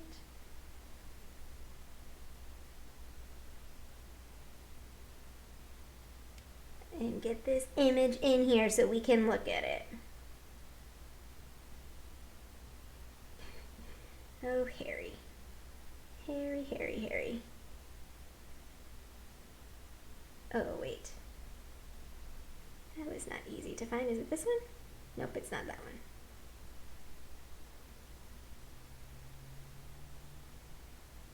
I thought that there was an easier way for me to grab this. There we go. Look at this. Oh, this page now. Oh, gotta wait for it to refresh. There we go. There we go. When the investigation into the disappearance of London 5 was shuttered, we stopped looking for them officially. Also, I don't know. I know that, like, we're supposed to be helping them, but I think it's, like, kind of funny that, like, everyone's kind of, like, telling us their, like, little secret information, and I'm like, why are you telling me this? How do you know to trust me? I mean, I am clearly trustworthy, but, like, Harry, what's up with that? Oh, yeah. Okay, so Chris is saying, so you got a message from Harry after placing an image on the Dark Arts page after his birthday. He talked about maybe taking a vacation for his upcoming birthday. It was weird, yeah. I think someone else shared that screenshot with me as well. It was, I don't know. Grimm is mad at Harry because he didn't reopen the case of Penelope. Can't see Harry and him working together. I mean, unless they're just, like, covering up something bigger. If he's still looking for the London 5, but they have, like, so we also have Grimm basically begging Harry, and, like, it's possible that these letters are to throw the trail off Grimm, or to throw it off Harry, or to, you know, I don't know. Let's see, where are the letters? I might have already passed it. But yeah, we know that Harry, and at least in the letters, that it's not, they're not happy with each other, or Grimm is not happy. A memo from Grimm Folly addressed to Harry Potter. I've never asked anything of you before, but this is Penelope. If you aren't willing to bend the rules for yourself, then do it for her. Harry, I'm begging you. She's out there. I know it. Please. And so, like, obviously Harry Potter has a history with the Ministry and with inflexibility and with, like, someone who, like, knows something is the case and nobody will listen. Because that's his story, right? I don't know. So, like, this is, like, okay. Here, Harry is telling us, Grimm started as a researcher. That's where he met Penelope. He was quiet, had a wicked sense of humor. When she went missing, he changed. I think a piece of him broke.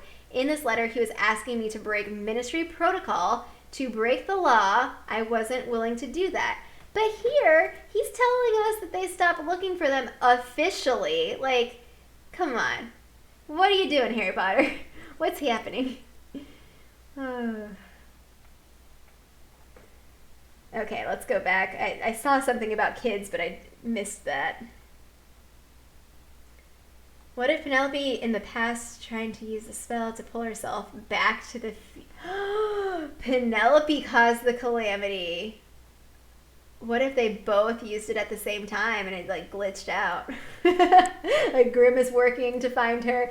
Oh my gosh, Grimm is working to find her. Penelope's working to find him. And then they, like, just miss connection and it's, like, infinite loop glitched out. And then we have to debug it. Okay.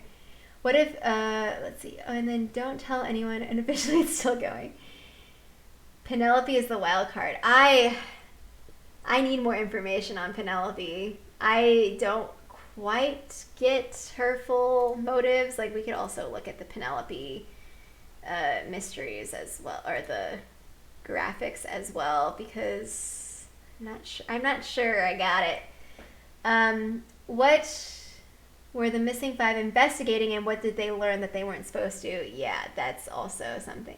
They saw what was in Area 51. Classic. Oh, that's what the raid is for in September. Oh my goodness. Y'all are hilarious. Hilarious. Witches and wizards seem to be huge gossips, right? Oh my gosh, I agree, Benjamin. All she can remember are the total newspaper headlines. Yeah. We need the second page of Penelope's motives. The second page. Yeah, right? When is that coming? I don't know. I'm excited for like specific family events. So we had like the emergency event. I am so excited for a dark arts event. I don't know, I think it'd be so fun. Old scarf in Slytherin's house colors. The edges are frayed and tattered, and there are several holes in the scarf. This was her scarf. After she went missing, Grimm would wear it every day, even in the summer. Like, okay, going back to, I think it's Melissa who keeps bringing up the obsessive love stuff, like, or like the line between love and obsession. Like, I don't know. It's interesting because it could be something that just happens. Like, it doesn't have to be that Grimm is under a spell or a love potion. It could just be like, I don't know, people just kind of, I don't know. There's a lot there with love that is complicated because we don't understand it. That's why they're studying it in the Department of Mysteries. We can't fully understand it. So it's really interesting. He missed her so much, but it also started feeling a bit pathetic, if I'm honest. Wow. Okay, so we have Ron, learning a little bit about Grimm. I knew Grimm. I worked with him when he first joined the ministry. Brilliant lad, shy, but he had a wit about him. We got on well. When I heard Penelope went missing, I was there in case he needed anything, but he had changed a bit. And okay, so there's a water stain on this page, because so this is the dialogue that goes with like the stuff that we see on this page or afterwards. There's a water stain on the page, some letters smudge, so Grimm is probably crying. I'm going to bring you home, Nell, even if it kills me. Our kids will not grow up like I did. So this is connecting back to Grimm's baggage. His parents were killed at Hogwarts, and McGonagall even tells us that, you know, she always thought that war does something to people. I mean, that's the stories also. That is the story of Harry Potter. We have this culmination and we have this giant war. And we've seen wars in the past in the wizarding world as well. And war seems to be a central, you know, obviously a giant source of conflict, but it's not just the event itself, but like what are the ripple effects? What are the repercussions of that on individual people and how that shapes like the things that, like how a society responds? Like, do you respond out of fear? So like you have the burning witches at the stake, and then the response was, oh, let's go underground and keep ourselves secret. Like that's kind of like, if we want to take this like bigger picture lens and looking historically of like what society, like what is the wizarding society, like what is it, how does it ebb and flow, what are those decisions? And I don't know, there's a lot of parallels obviously with the Muggle world, like we see those parallels. And so basically I guess like a theme is that we all struggle with the same struggles even though like you know, there's magic or not magic. It's just what it means to be a human. Okay, so then we have Grimm's neatly kept journal. Melody has your nose. Addison takes after me. I swear he has your stubbornness.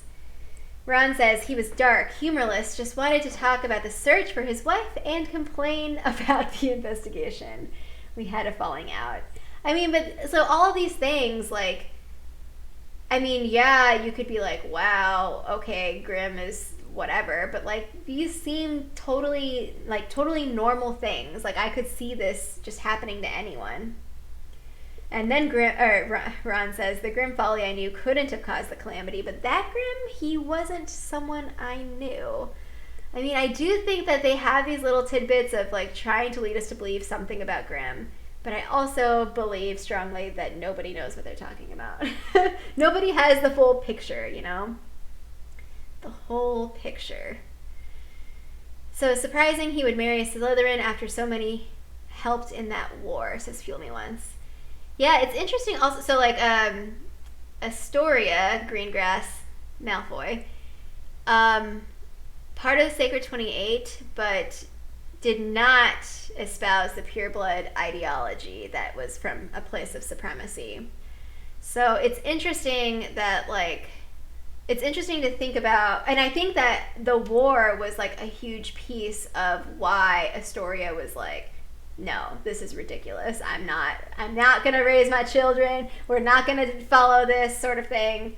So it is complicated because I guess the question that is big is like how how much can you be connected to your past, I guess, and or like your family, um, and can people change, and how long does it take, and also at the same time take responsibility for your past actions and beliefs. And that's like a very like, I think that that's a present conversation that continues to be ongoing, especially with social media and like how I mean in the US we're gearing up for presidential elections again, and like everyone's an investigator and like trying to pull up old tweets and like what someone said in the past or like what someone did. And it's obviously very complicated because like yes, you are a person, you're a whole person that has a past and rich history, but you're also, there's like also this temporal element that like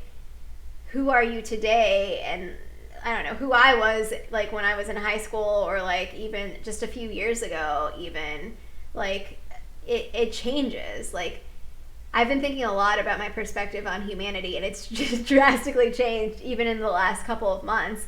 But it's also like heavily shaped by like me having a chronic illness with lupus, and like I feel like that kind of shapes the way that I see the world, and it's like people's experiences and who you interact with, and all of that is just like, it's so hard to like put labels or boxes onto people, or to even like, it's just so messy, I guess is like basically my my point. And it's so complicated. I'm dropping letters as my, oh, no problem, Stephanie. Predictive text, yeah, my thing is autocorrect. My phone is like, the autocorrect is too intense, and I don't know, it needs to get better. It needs to learn me better.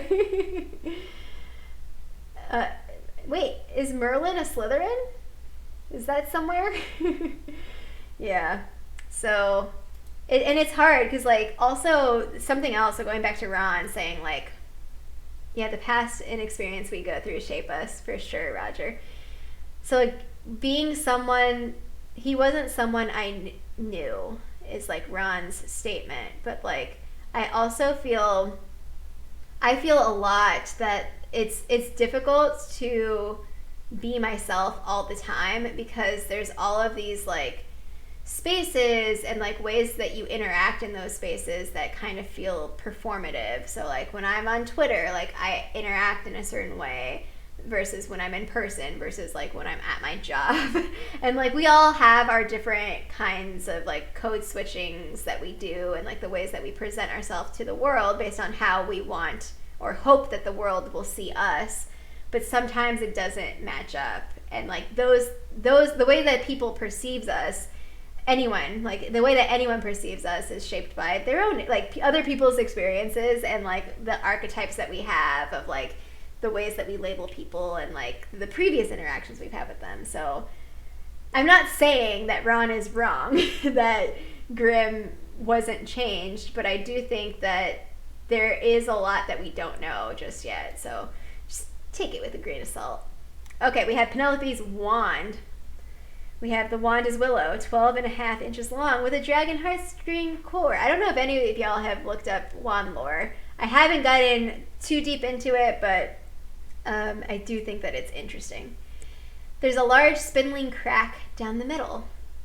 That's Penelope's wand. It was the only thing that was left behind after her disappearance, which is also, okay, so if Penelope was taken into the Calamity, I think she would have her wand, right? Because isn't everyone that we see, don't they all have their wands with them? I mean, granted, like most of them drop their wands except for Moody, but like I think if she were in the Calamity, I don't know.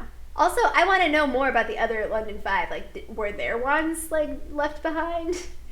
Also, how was there no witnesses? Where were these people? What were they doing? Unless they were all with each other. What if they were all with each other doing whatever things they were doing? And then the calamity happened. What if they caused it? I don't know. We're back at that. They caused the calamity, causing their disappearances from the previous point in the timeline. I forgot who commented on my video, but there's a term for it, and I can't exactly remember what it is. Let me pull it up. Let's go to WizardPhD. Love room stuff. Oh, yeah. So like she could have been in a duel. Oh my gosh, what if they went back to 2014 and like fought Harry Potter? That's how he got his scar, or the cheekbone scar. Let's get memories. What was the specific comment? I want to pull up so I can like insert that also in the documentation of this. Okay. Although, oh no, I can't find it. Maybe it was a reply to somebody else. Okay, well, when I find it, I will put it back in there. Yeah, I guess I didn't. That didn't really cross my mind, but because someone must have known besides them that they were working together, right? I guess that's not necessarily the case, but it is interesting. Cause like, wouldn't Grimm know? Wouldn't Grimm know that Penelope was working with like 4 other people on something? Like, wouldn't he be part of it? It doesn't seem like he knows anything. I don't know. With as like close and mysterious and cryptic as they both were with each other, they clearly were working on things because they wrote notes and Penelope was asking about non-tradable goods. Oh, hey, Winnie. I was like, oh my gosh, there's something moving down there. I don't know. Penelope was an incredibly skilled oar. Very powerful. We have a bunch of very talented witches and wizards in this story. You have Grimm. Yeah, with all the gossip as well. Somebody must have known, right? Is this like a massive cover-up? Everyone in the ministry is in on it? Or obliviated? I don't know. All right, Grimm's handwriting. Love room. We have the love room. Is this spell the key? Yeah, so like, okay, the other thing is like, was he compelled to go to the love room? Did someone tell him to go to the love room? Or is it just like the whole like Department of Mysteries thing where we're looking at all of the love spaces that we're going through? I don't know. Are the London Five working together? Someone or something was about to have a boy. What was that note about? So Penelope with her secret. Well, the other thing is we don't know when. There are no dates on anything. The only date we have was that they were married in 2006, which was only 3 years after Grimm started working at the ministry. So, not saying anything about that, just saying that it happened fast. Like, this love story happened fast. Where is the... I mean, I don't have the translated version, but these secret notes, one of them translates to "it's a boy." Oh, actually, I don't really see it on here. I don't know if y'all see it.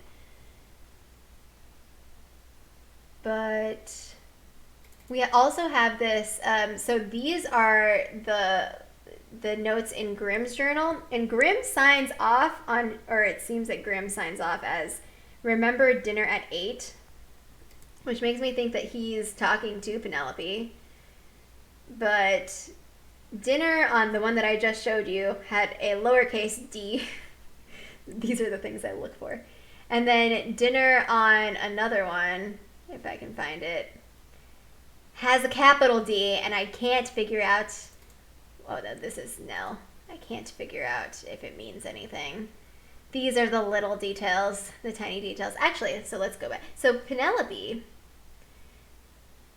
Comet 290. The handle had been worn with age, and if lost, returned to Penelope Paget, has been magically carved into the wood near the base of the bottom. Penelope and I used to talk about Quidditch all the time in the office. She was a huge fan of Pride of Poetry. She told me that her comet was the last thing she received from her mother before she was sent to Azkaban. Oh yeah, also, parents, Death Eaters, Azkaban. Both of these humans, both of these magical people have things with their parents as, like, I think, in part of their baggage. It's the only thing she has to remember her by. Penelope favored her broom to travel with during field work instead of apparating. She said it was because of motion sickness. Now I wonder if she was telling me the whole story. Really, Harry? No. This is also interesting.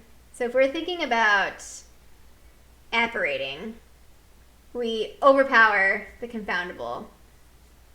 The foundable apparates. Grimm requests to use a port key to travel, and Penelope uses a broom instead of apparating. So I'm not sure if Grimm doesn't apparate at all. I don't know if we have a thing that says that, but I'm not sure. What does apparating have to do with... Does apparating have something to do with whatever they're up to? I don't know. I'll just write a note to myself. Look up apparition. Apparition? How do I spell that? Is it apparate or apparate? Apparate stuff. It's late. I've had a long day. Spilling is hard. Lots of these things are old. I don't know. Like, are they from the past? I have no idea. Are these people real? Clearly they are. Willow Wand Wood info. Healing powers. Owners have hidden insecurities. Enables advanced nonverbal magic. He who has the furthest to travel will get there the fastest with Willow. Interesting. Okay. I know. I'm fine with, like, asking more questions. I was very overwhelmed when this game first came out because I was like, all the information is coming at me. I can't make sense of it. That's why the Dumbledore thing with the pensive was, like, funny to me, that scene, because he's like, every time I, like, go down one direction, like, it just, like, slips away. That's, like, how I felt I still feel that way, but a little less so. Oh my goodness. Okay. Wonder Woman is back. Hello. Are those for direction? Are those for direction for the code? Yeah, so my only question is like, so the 8, that's where I got the shift cipher, the rotation of 8. But I'm just wondering if there's something, okay, so I'm convinced that there are no typos in this game because they have told us many times, and it's a mystery that everything is intentional. So I'm just wondering if, like, the capital D in dinner, which I still can't find because, I don't know, I'm trying, is something different that I'm supposed to be looking at. Or if it was supposed to be capitalized or not. But Grimm signs his as remember dinner at 8. I haven't, or at least the coded messages I've looked at. Oh, that's probably why, right? Because coded messages, I don't know. Oh, also, so Regina Roll, the Roll family is part of the Sacred 28. Let's see what it says down here.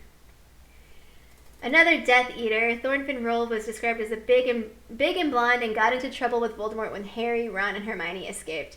his clutches in central London in Harry Potter and the Deathly Hallows. We have that. We have... Who else do we have in the Sacred 28? I guess Malfoy. But he's not in the game yet. Okay. Greengrass. Daphne Greengrass was a student alongside Harry, Ron, and Hermione. Oh, yeah. Who only made one appearance in the books. Draco went on to marry Astoria Greengrass, a woman more tolerant of muggles than her in-laws. See. So she's shaking things up. And then the Follies. I think that's probably it. From the names that we've gotten so far, I guess. We don't need time turners right now. Maybe, or maybe not. There's a reason why it was a while before their relationship became open info to others, possibly that they've been together for even longer. Oh my gosh. Okay, wait. So Penelope is supposedly much older than Grimm because that's why people were like, oh, hey. Side-eyeing, I don't know. You know, people can be, if you're not conventional, not traditional, or not of the norm, all these people like to talk, like it just feeds it for them. I don't know when they met. That's the thing, is I don't know the exact timeline for this. All we know is that he was a researcher, and she was an Auror. They were doing, because I think Constance might have a dialogue where she's like, oh, it sounds like a bad love story or something. Okay, so we saw those. Constance. Regina is one of the Ministry's greatest gossips. Let's hang out with Regina. Maybe she'll tell us more information. But she did protect Grimm. She did protect him. I don't know. And it's also... how much power does Gareth have? Like, what would Greengrass think if I told him that his protege was sulking about the love room after hours? Like, I don't know. I guess he is kind of like the head. Like, he's part of like the annual review people. D versus D could be direction for the... Oh, that's a great idea. Which direction that you go. Okay. Yeah. That's a good note. I'll try to remember that. I'll just jot it down so that I don't forget. There's a lot that, I mean, I will see or have access to this chat afterwards, but I want to make sure that I keep track of people's thoughts and things as best as possible. For decoding. Possibly. Death Eater meaning dinner? Meeting dinner? Adventure oh, Richard, I wish I knew. So many people are looking forward to it, including me. I don't know when it will happen. All I have is what they told us at Comic-Con was that the quote was sooner than you think. So I don't know what that means, but they can do it. I know that they can do it, and I know that people want it, and I know that they know that people want it. That's all I know. But yeah, I've been like wanting, well, because that's the funny thing is that like even though I haven't opened Pokemon Go in a while, every now and then when I do open it, then I get like my weekly rewards from distance, and I'm like, yes, I have been active. Thank you for noticing. Okay, now. We tried to track down, follow every lead. Oh, we're still looking for them. Wait. This must have been...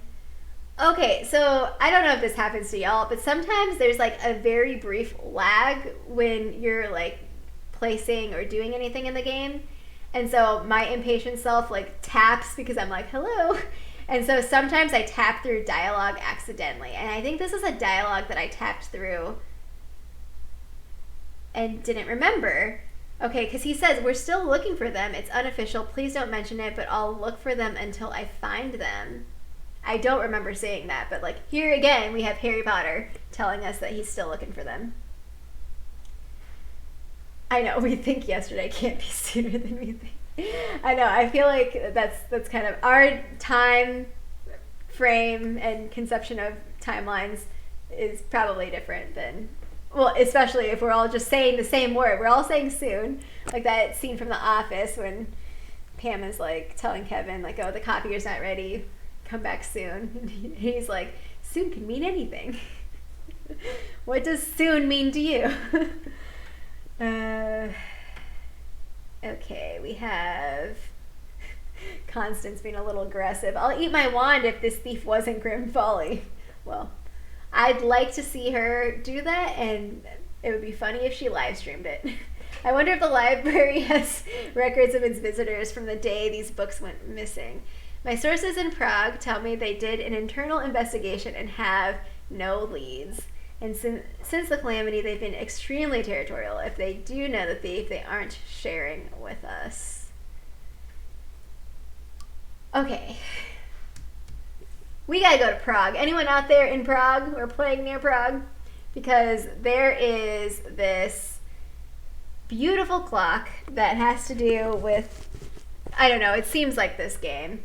And also, like, Prague is a very, like, roots of magic and, like, magical stuff take us to Prague. That's why we have, like, this ancient stuff and, like, I don't know. It's very interesting. Definitely would love to travel more once I'm feeling more up to it and have, you know, the means to do so. Yeah, okay, so this is just the incident report. Also, these missing pages, at some point we have to find them, right? Or are they just like, where are they? Where are these pages? Yeah, the Princess Bride. Yes, the Prague clock. The Prague clock is beautiful. Let's see. This is what we're talking about. I wonder... There was a live feed of like looking at the clock, but yeah, this is like what it looks like. Like, look at this. Oh wait, let's see if I can get. Look at this clock, and look how intricate it is. It's like super old, super intricate. Also, like, look at this, amazing. I think it's so cool. Like, what humans create is like so cool, especially stuff that sustains. Like, I could never make something that, like, well, I don't know, not about never, but like to make something so intricate and so like functional and just crazy science, and I don't know. People are so smart. I'm obsessed with people. Like, I go back and forth of like, you know, a lot of stuff that we consume online can be very like depressing and negative and like, oh, the world is burning. But like, there's also a lot of beauty and hope that can be created. So it's what we do. It's what we do. Sage does not know, because Constance asked, is this where Grimm Folly discovered the foundable spell? So we have this like name that, whether it's like actually called that or if it's just like the name that we are calling it for convenience. Sage is like, I don't know. The entire section has been ripped out, but it can't be ruled out. So we don't know what was on those pages. Oh yeah, so Benjamin's saying like adding pages slowly. It's definitely a challenge to, because that's kind of like the speed. Like, it's like we got things, we can get things instantaneously, like we know, and also we can share information easily and fast, and like we're working together and like trying to solve mysteries. Like, think about how long it would take for you to individually like figure everything out about this game by yourself if you didn't have access to be able to talk to other people and like collaborate. Like, that's kind of, the internet facilitates that even at a faster rate than like we can physically do in person, so it's definitely a challenge. This is the letter from Amaret Deneuve to Grimm Folly. And so this is kind of like where we're looking at the imbued in our very bones. So we're looking at like love imbues itself to our very bones. And so Grimm possibly trying to capture love or create it. I don't know. Also, like, did he reach out to this person? Like, what? I probably. The foremost expert on love potions and spells. It's interesting. It's very interesting. I mean, so on the one hand, Grimm could be desperate that, like, so previously he would tease Constance for putting her faith in such sentimental blather. But I guess it's kind of like, when you're desperate, what are you willing to do or believe? Or, I don't know. This is Penelope. Oh yeah, we saw this. And then we have this other memo. Grimm Folly. We have, you promised me you'd do everything, no expense spared. The council's closed the investigation. Grimm is angry, very angry. Convince them to reopen, if not for me, then for Nell. So we have this, I broke the news to Grimm about the investigation's closure about an hour before it was public. He did not take it well. Honestly, it hurt me. I saw Penelope as something of a daughter. She was smart, ambitious, stubborn, delightful. Wait. Okay. What if... Okay, I'm still on this, like, Astoria train. Let's see. I don't know if this is, like... Grimm tried to murder Astoria? So, like, okay, this is like ridiculous because it would be so much work for like what seems like a family thing that doesn't need to be like a global thing. But like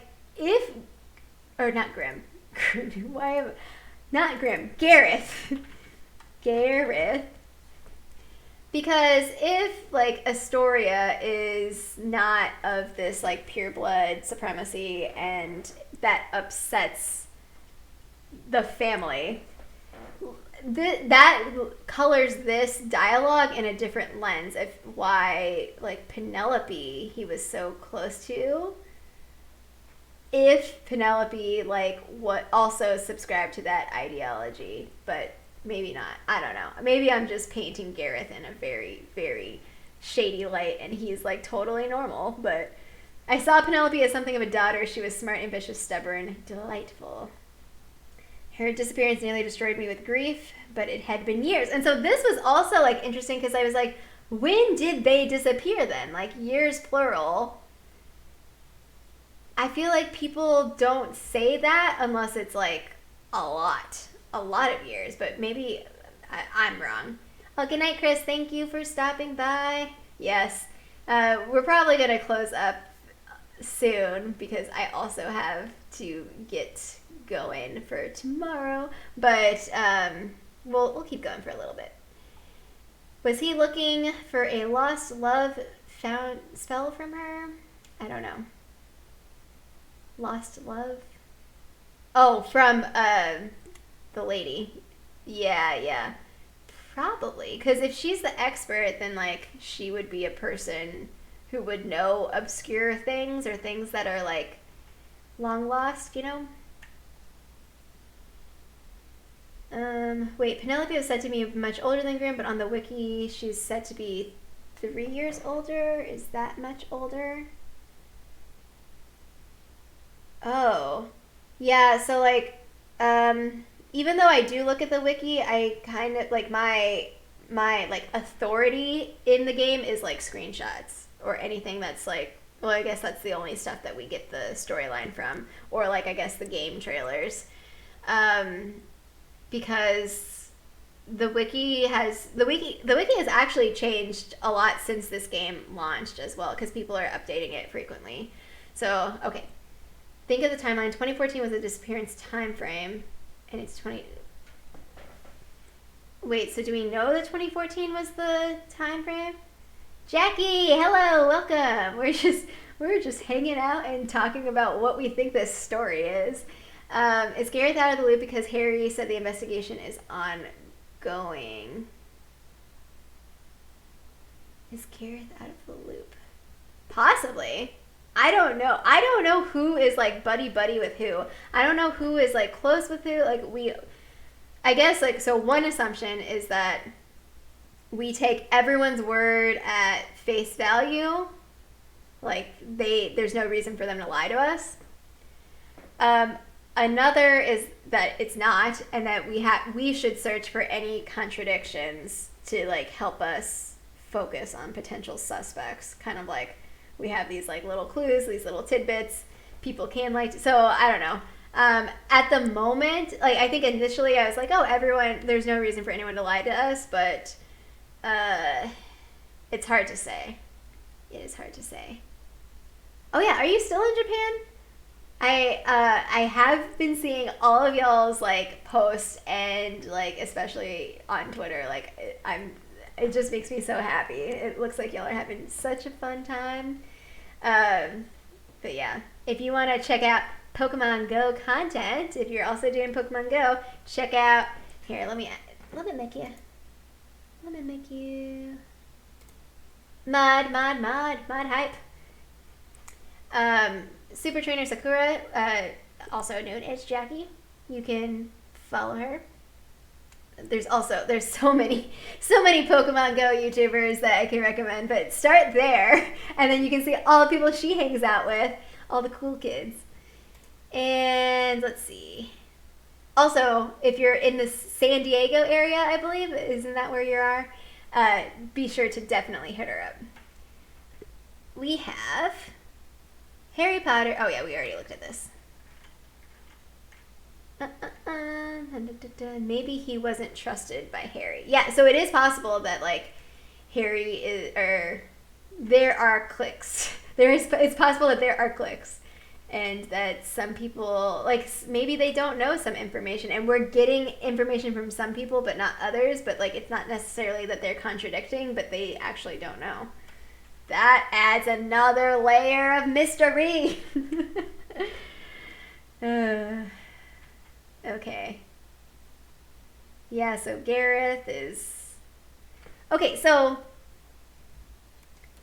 the kids are here, probably, because Gareth is telling him, like, okay, you should take time off work. You need time to grieve. So the other question is... Okay, so this is a leave of absence. I think that this dialogue and stuff, or this situation, is between the time that Grimm, or Penelope disappeared, and then at some point Grimm applied to be an unspeakable. But like there's like dialogue in there of like, oh, well, we made the recommendation because he's been doing good work, even though we were like kind of iffy at first. So I don't know.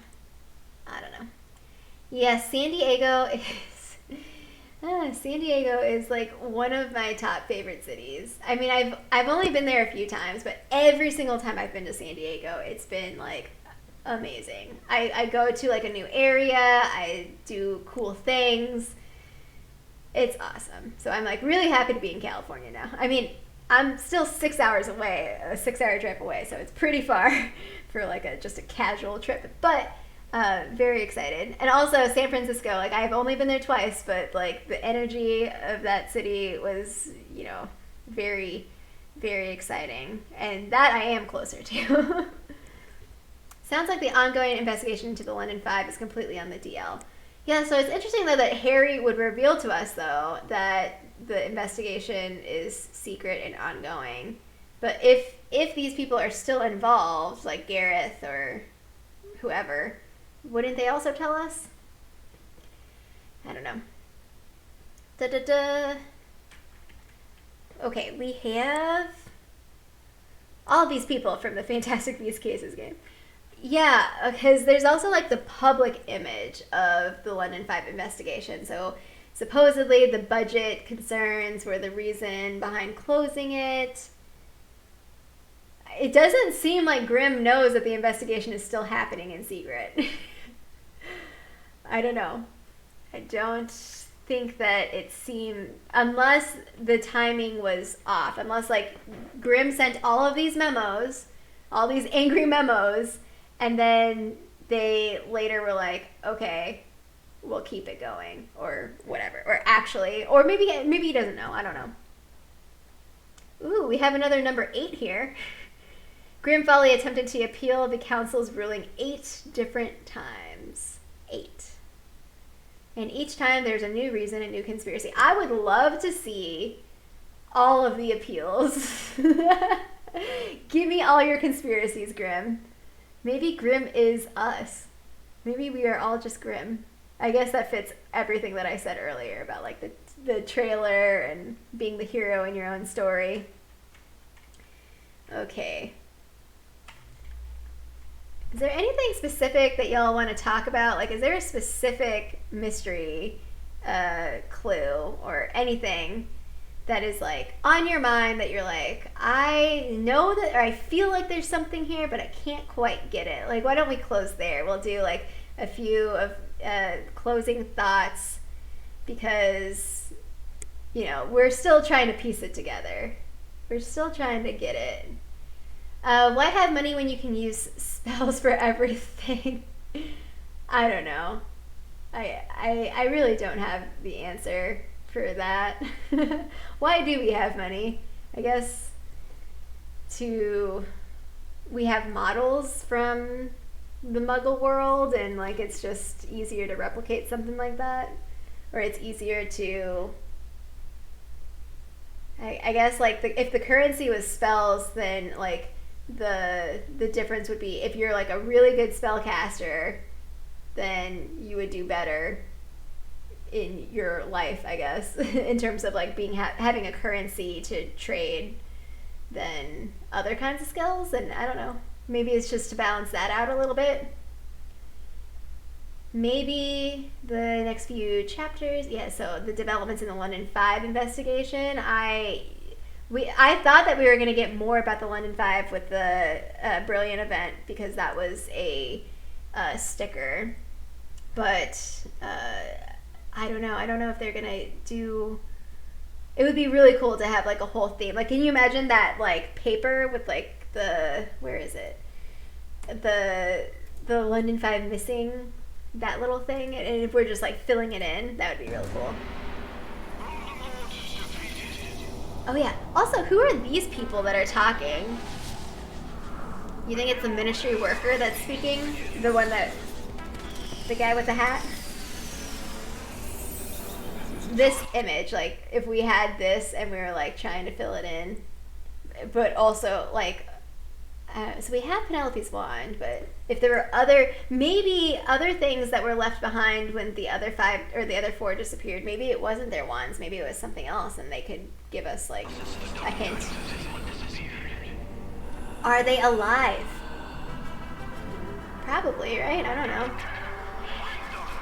Yeah, see, is it that guy that's talking? Like, who is this person that's like telling us that we need to protect the statute of secrecy? Is it Gareth? What do these people say? Have we heard Gareth talk? I don't really play with the sound on, and I know that not all the dialogue is like voice actors, but has anyone played with the sound on to know what Gareth sounds like? Or any of the other people? Potion ingredients, Grimm are the children. It also could be Gareth feels as shady to Harry as he does to us. Interesting. The memo from Harry about Penelope's promotion. Let's see if I can find that. Is it this one? That's the thing. Okay, this one, the prefect badge. The metal badge is tarnished and the colors have begun to fade. All of these artifacts, all of Penelope's things are old. I mean, actually, Grimm's things are, his suitcase is also old, which is why I was like, are they from the past? I don't know. Or maybe it's just supposed to represent like holding on to the past. Kind of like, you know, getting into Star Wars, let the past die. Okay, everyone was worried about Penelope Paget. It wasn't because she was from Slytherin, mind you. Her parents were open supporters of you-know-who. Her mom's in Azkaban. There's some reason for a bit of caution. Harry says that she was one of the finest candidates that he'd ever seen. No matter who her parents were, she was qualified. And she proved it by becoming a full-fledged Auror within 2 years of joining our department. So she was an Auror by the time 2003. Or, so the reason 2003 is like my benchmark is because Grimm was in his second year in 98, and then so like to finish out 5 years later, so 2003. And so at that point, what was it? Because he immediately started working there. Did he immediately start working for her, though, is the question. So sometime within there, so maybe she's not that much older than him. Oh, unless this is saying that, unless she was an Auror for a very long time. Okay, so never mind. Ignore everything I just said. We still I don't have a solid, like, I feel good about the, like, exact timing of when Penelope joined.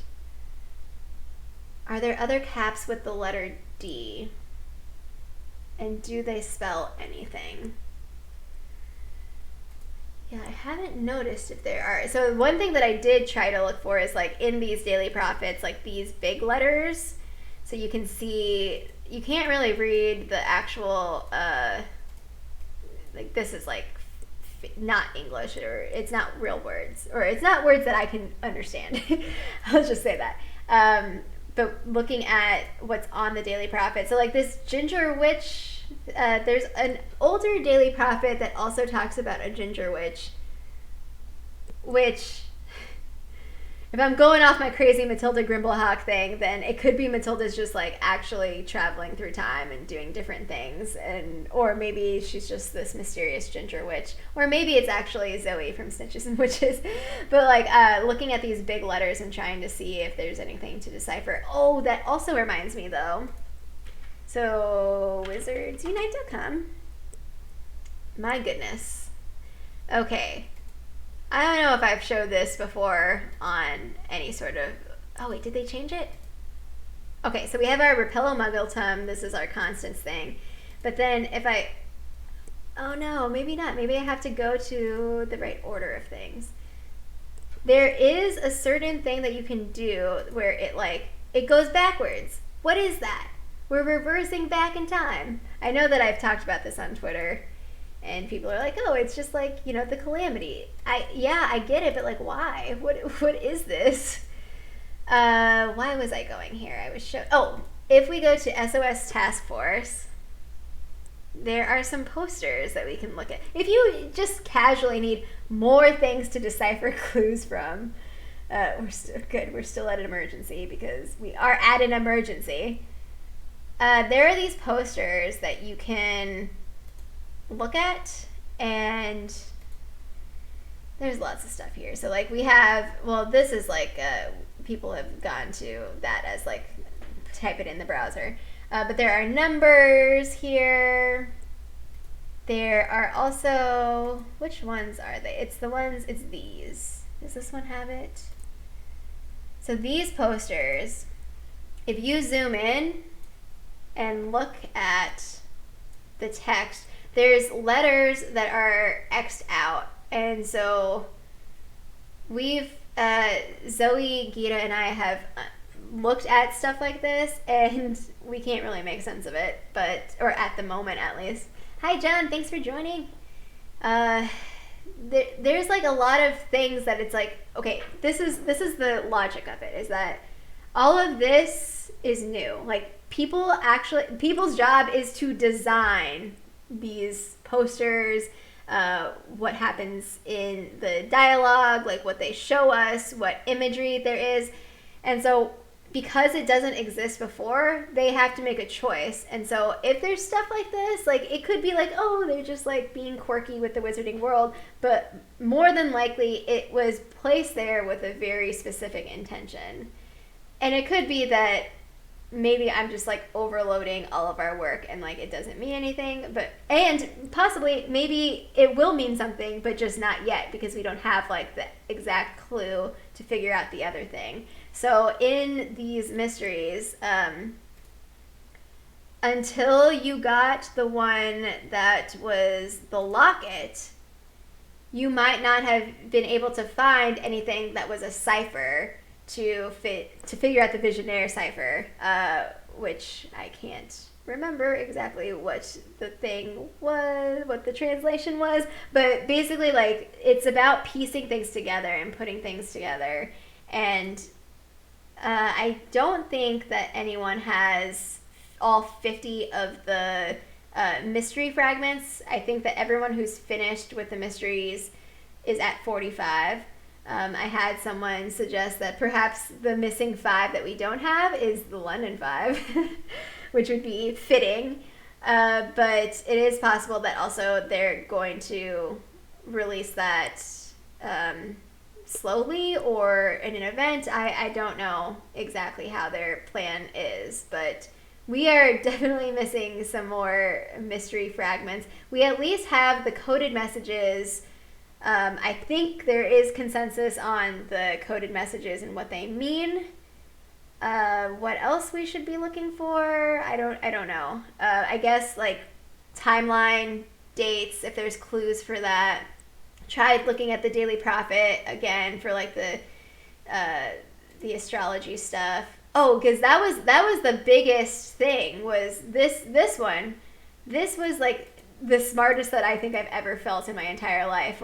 This is bad quality, but zooming in on Grimm's ministry ID and like seeing the text where we're looking at his astrological signs and stuff, and like this is him. This is what he looks like. He's not Donnie, but all of these details are definitely rabbit holes to get in. The XXX out of typed items used to be done before correction tape was invented. No, I understand that. I know. I have a typewriter, but I'm saying like I don't have it with me. I grew up in a household with a typewriter, but I'm saying like those things could be, it's not necessarily a guarantee, it could be that if we unscramble the letters. So like when I was talking with Gita and Zoe, we unscrambled the letters in the posters, and the only thing that could come up with a word was SS Rope Walk, which sounded like the name of a ship, but then I don't know. It could be just like a fun Easter egg, or it could be something that's connected to the actual mystery. That's kind of like where we're at the beginning, is like we go down these like chases and like rabbit holes, and some things will give us really cool things, and other things will just give us interesting things that we, an experience or some new little fact that we can share with our friends. So I think it's worth it either way. I love the mysteries. Yeah, there's more than 50 mysteries, but like in terms of like the achievement, so we're looking at, or I would imagine that there's more than 50 mysteries because we just started the game. We can't finish it already, So, yeah, I don't know. I think that we had a pretty good conversation. So we have some things. So in the main theory video, starting off with the pensive, but then thinking about perhaps every room in the Department of Mysteries has something to do with it. If we're looking at the death chamber, we're looking at where time, space, thought. We already have like a clue that Grimm was near or in the brain room. So it's possible that as an unspeakable, he had access to all of these rooms in the Department of Mysteries and put them all together to like, I don't know, figure out everything. Well, obviously to find Penelope, but like he thought that all of these like mysterious things could help him. We also know a potion's involved and all that. it's possible that there is a mega evil dark wizard, big bad guy, possibly connected to a specific time frame. We also have some potential motivations if there's like a very strong theme of love, thinking about how it's powerful but also dangerous, also thinking about obsessive love. Also, where is Grimm? that's a main thing. We didn't really talk about the number 2/11, the folded corner on the Daily Prophets, but I don't know, like why does it seem like a mirror reflection on the back? Does it mean something? I don't know what it would mean. I guess like there's a lot of duality in the game, so we have foundable, confoundable. It would be interesting to think about like how a mirror actually. So when I was looking at like astrological stuff, there's like and with the mistranslated book cipher in my original video, it was like shadow work was Penelope was asking about shadow work, and the actual translation is my work because there was a printing error, but the shadow work concept was interesting to think about, like a shadow self. And so a mirror, if there's something to do with a mirror, like it could be something cool, like you have your outward self, your like portrayed self, your astrological sign, like I'm a Libra, and then actually I honestly just forgot what my moon sign is, but then you have this shadow self that's kind of like that's your own journey to like introspectively try to access and unlock. And so if Grimm is going through this transformational journey with his shadow self, and his shadow is, or his moon is a Leo, which is like the more aggressive, like assertive, like that sort of dynamic, then I don't know, it's interesting to see how those like the negotiation of that and how it meshes and like that transformational process. But mirrors could be a good like metaphorical / actual thing that gets at this, like we're talking a lot about how people see us, how we see ourselves, and like how we want to be portrayed, like with identity stuff. It would be interesting. Manchurian candidate, we have Rita. What you doing, Rita? I'm gonna add her to the suspect list. Rita Skeeter. Who knows? We got lots of things, lots of wild things, and lots of things on my list of like what I need to do more research on. Our suspect list: Grimm Folly, Gareth, Penelope, Mystery Wizard, Rita Skeeter. There's probably more. And lots of questions of like, where are the Malfoys? I mean, the Malfoys like are a powerful family, or you know, like we know them as a powerful family. It's not like they're just gonna casually be like, oh, I mean, maybe Draco's like, I'm done with this life. I'm done with like the drama that y'all create. Where's Grimm? Where are his children? Neville. And then getting more into the decoding. I think like this is like great. I really enjoyed like talking with y'all because you know, it's a lot of thoughts to process. It's a lot to get through. Like my tab list, usually I have a lot more tabs than this. This was somewhat manageable. Oh, I guess y'all can't see the tab list. I have like 10 tabs open right now. But yeah, definitely if you have any other thoughts of, or think of something while in the middle of the night while you're trying to sleep or stumble upon something on Pottermore, or if you see like a tweet from any, like, it doesn't have to be the Harry Potter Wizards Unite, I'm talking like any like Harry Potter film, like WB, like Pottermore, you know, let me know. I'm all about the tiniest detail. If you think that it matters, I will listen to you and we can figure stuff out together. But thank y'all so much for joining in. I'm not sure when the next live stream is going to be. I'm doing a lot of like orientation stuff all week, which is why I wanted to get the video out yesterday and then do this stream.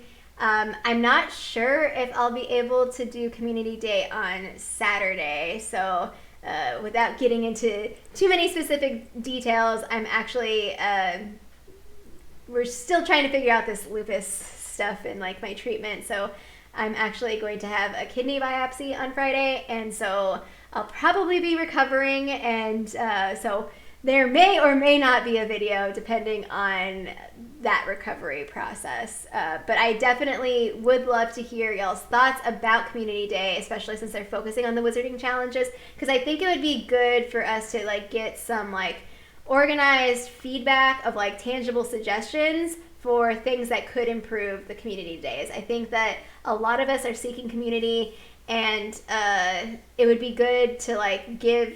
I didn't want to do that sort of live stream before the event because I don't know, like we'll see how it goes for us. We'll see how the bonuses go and like the experience, but like I want us all to have another community day experience that's slightly different. And then we can like brainstorm like, okay, what are some aspects that we really liked and enjoyed and things that worked well? And what are some things, like now that we've been playing this game for a few weeks now, like let's figure out,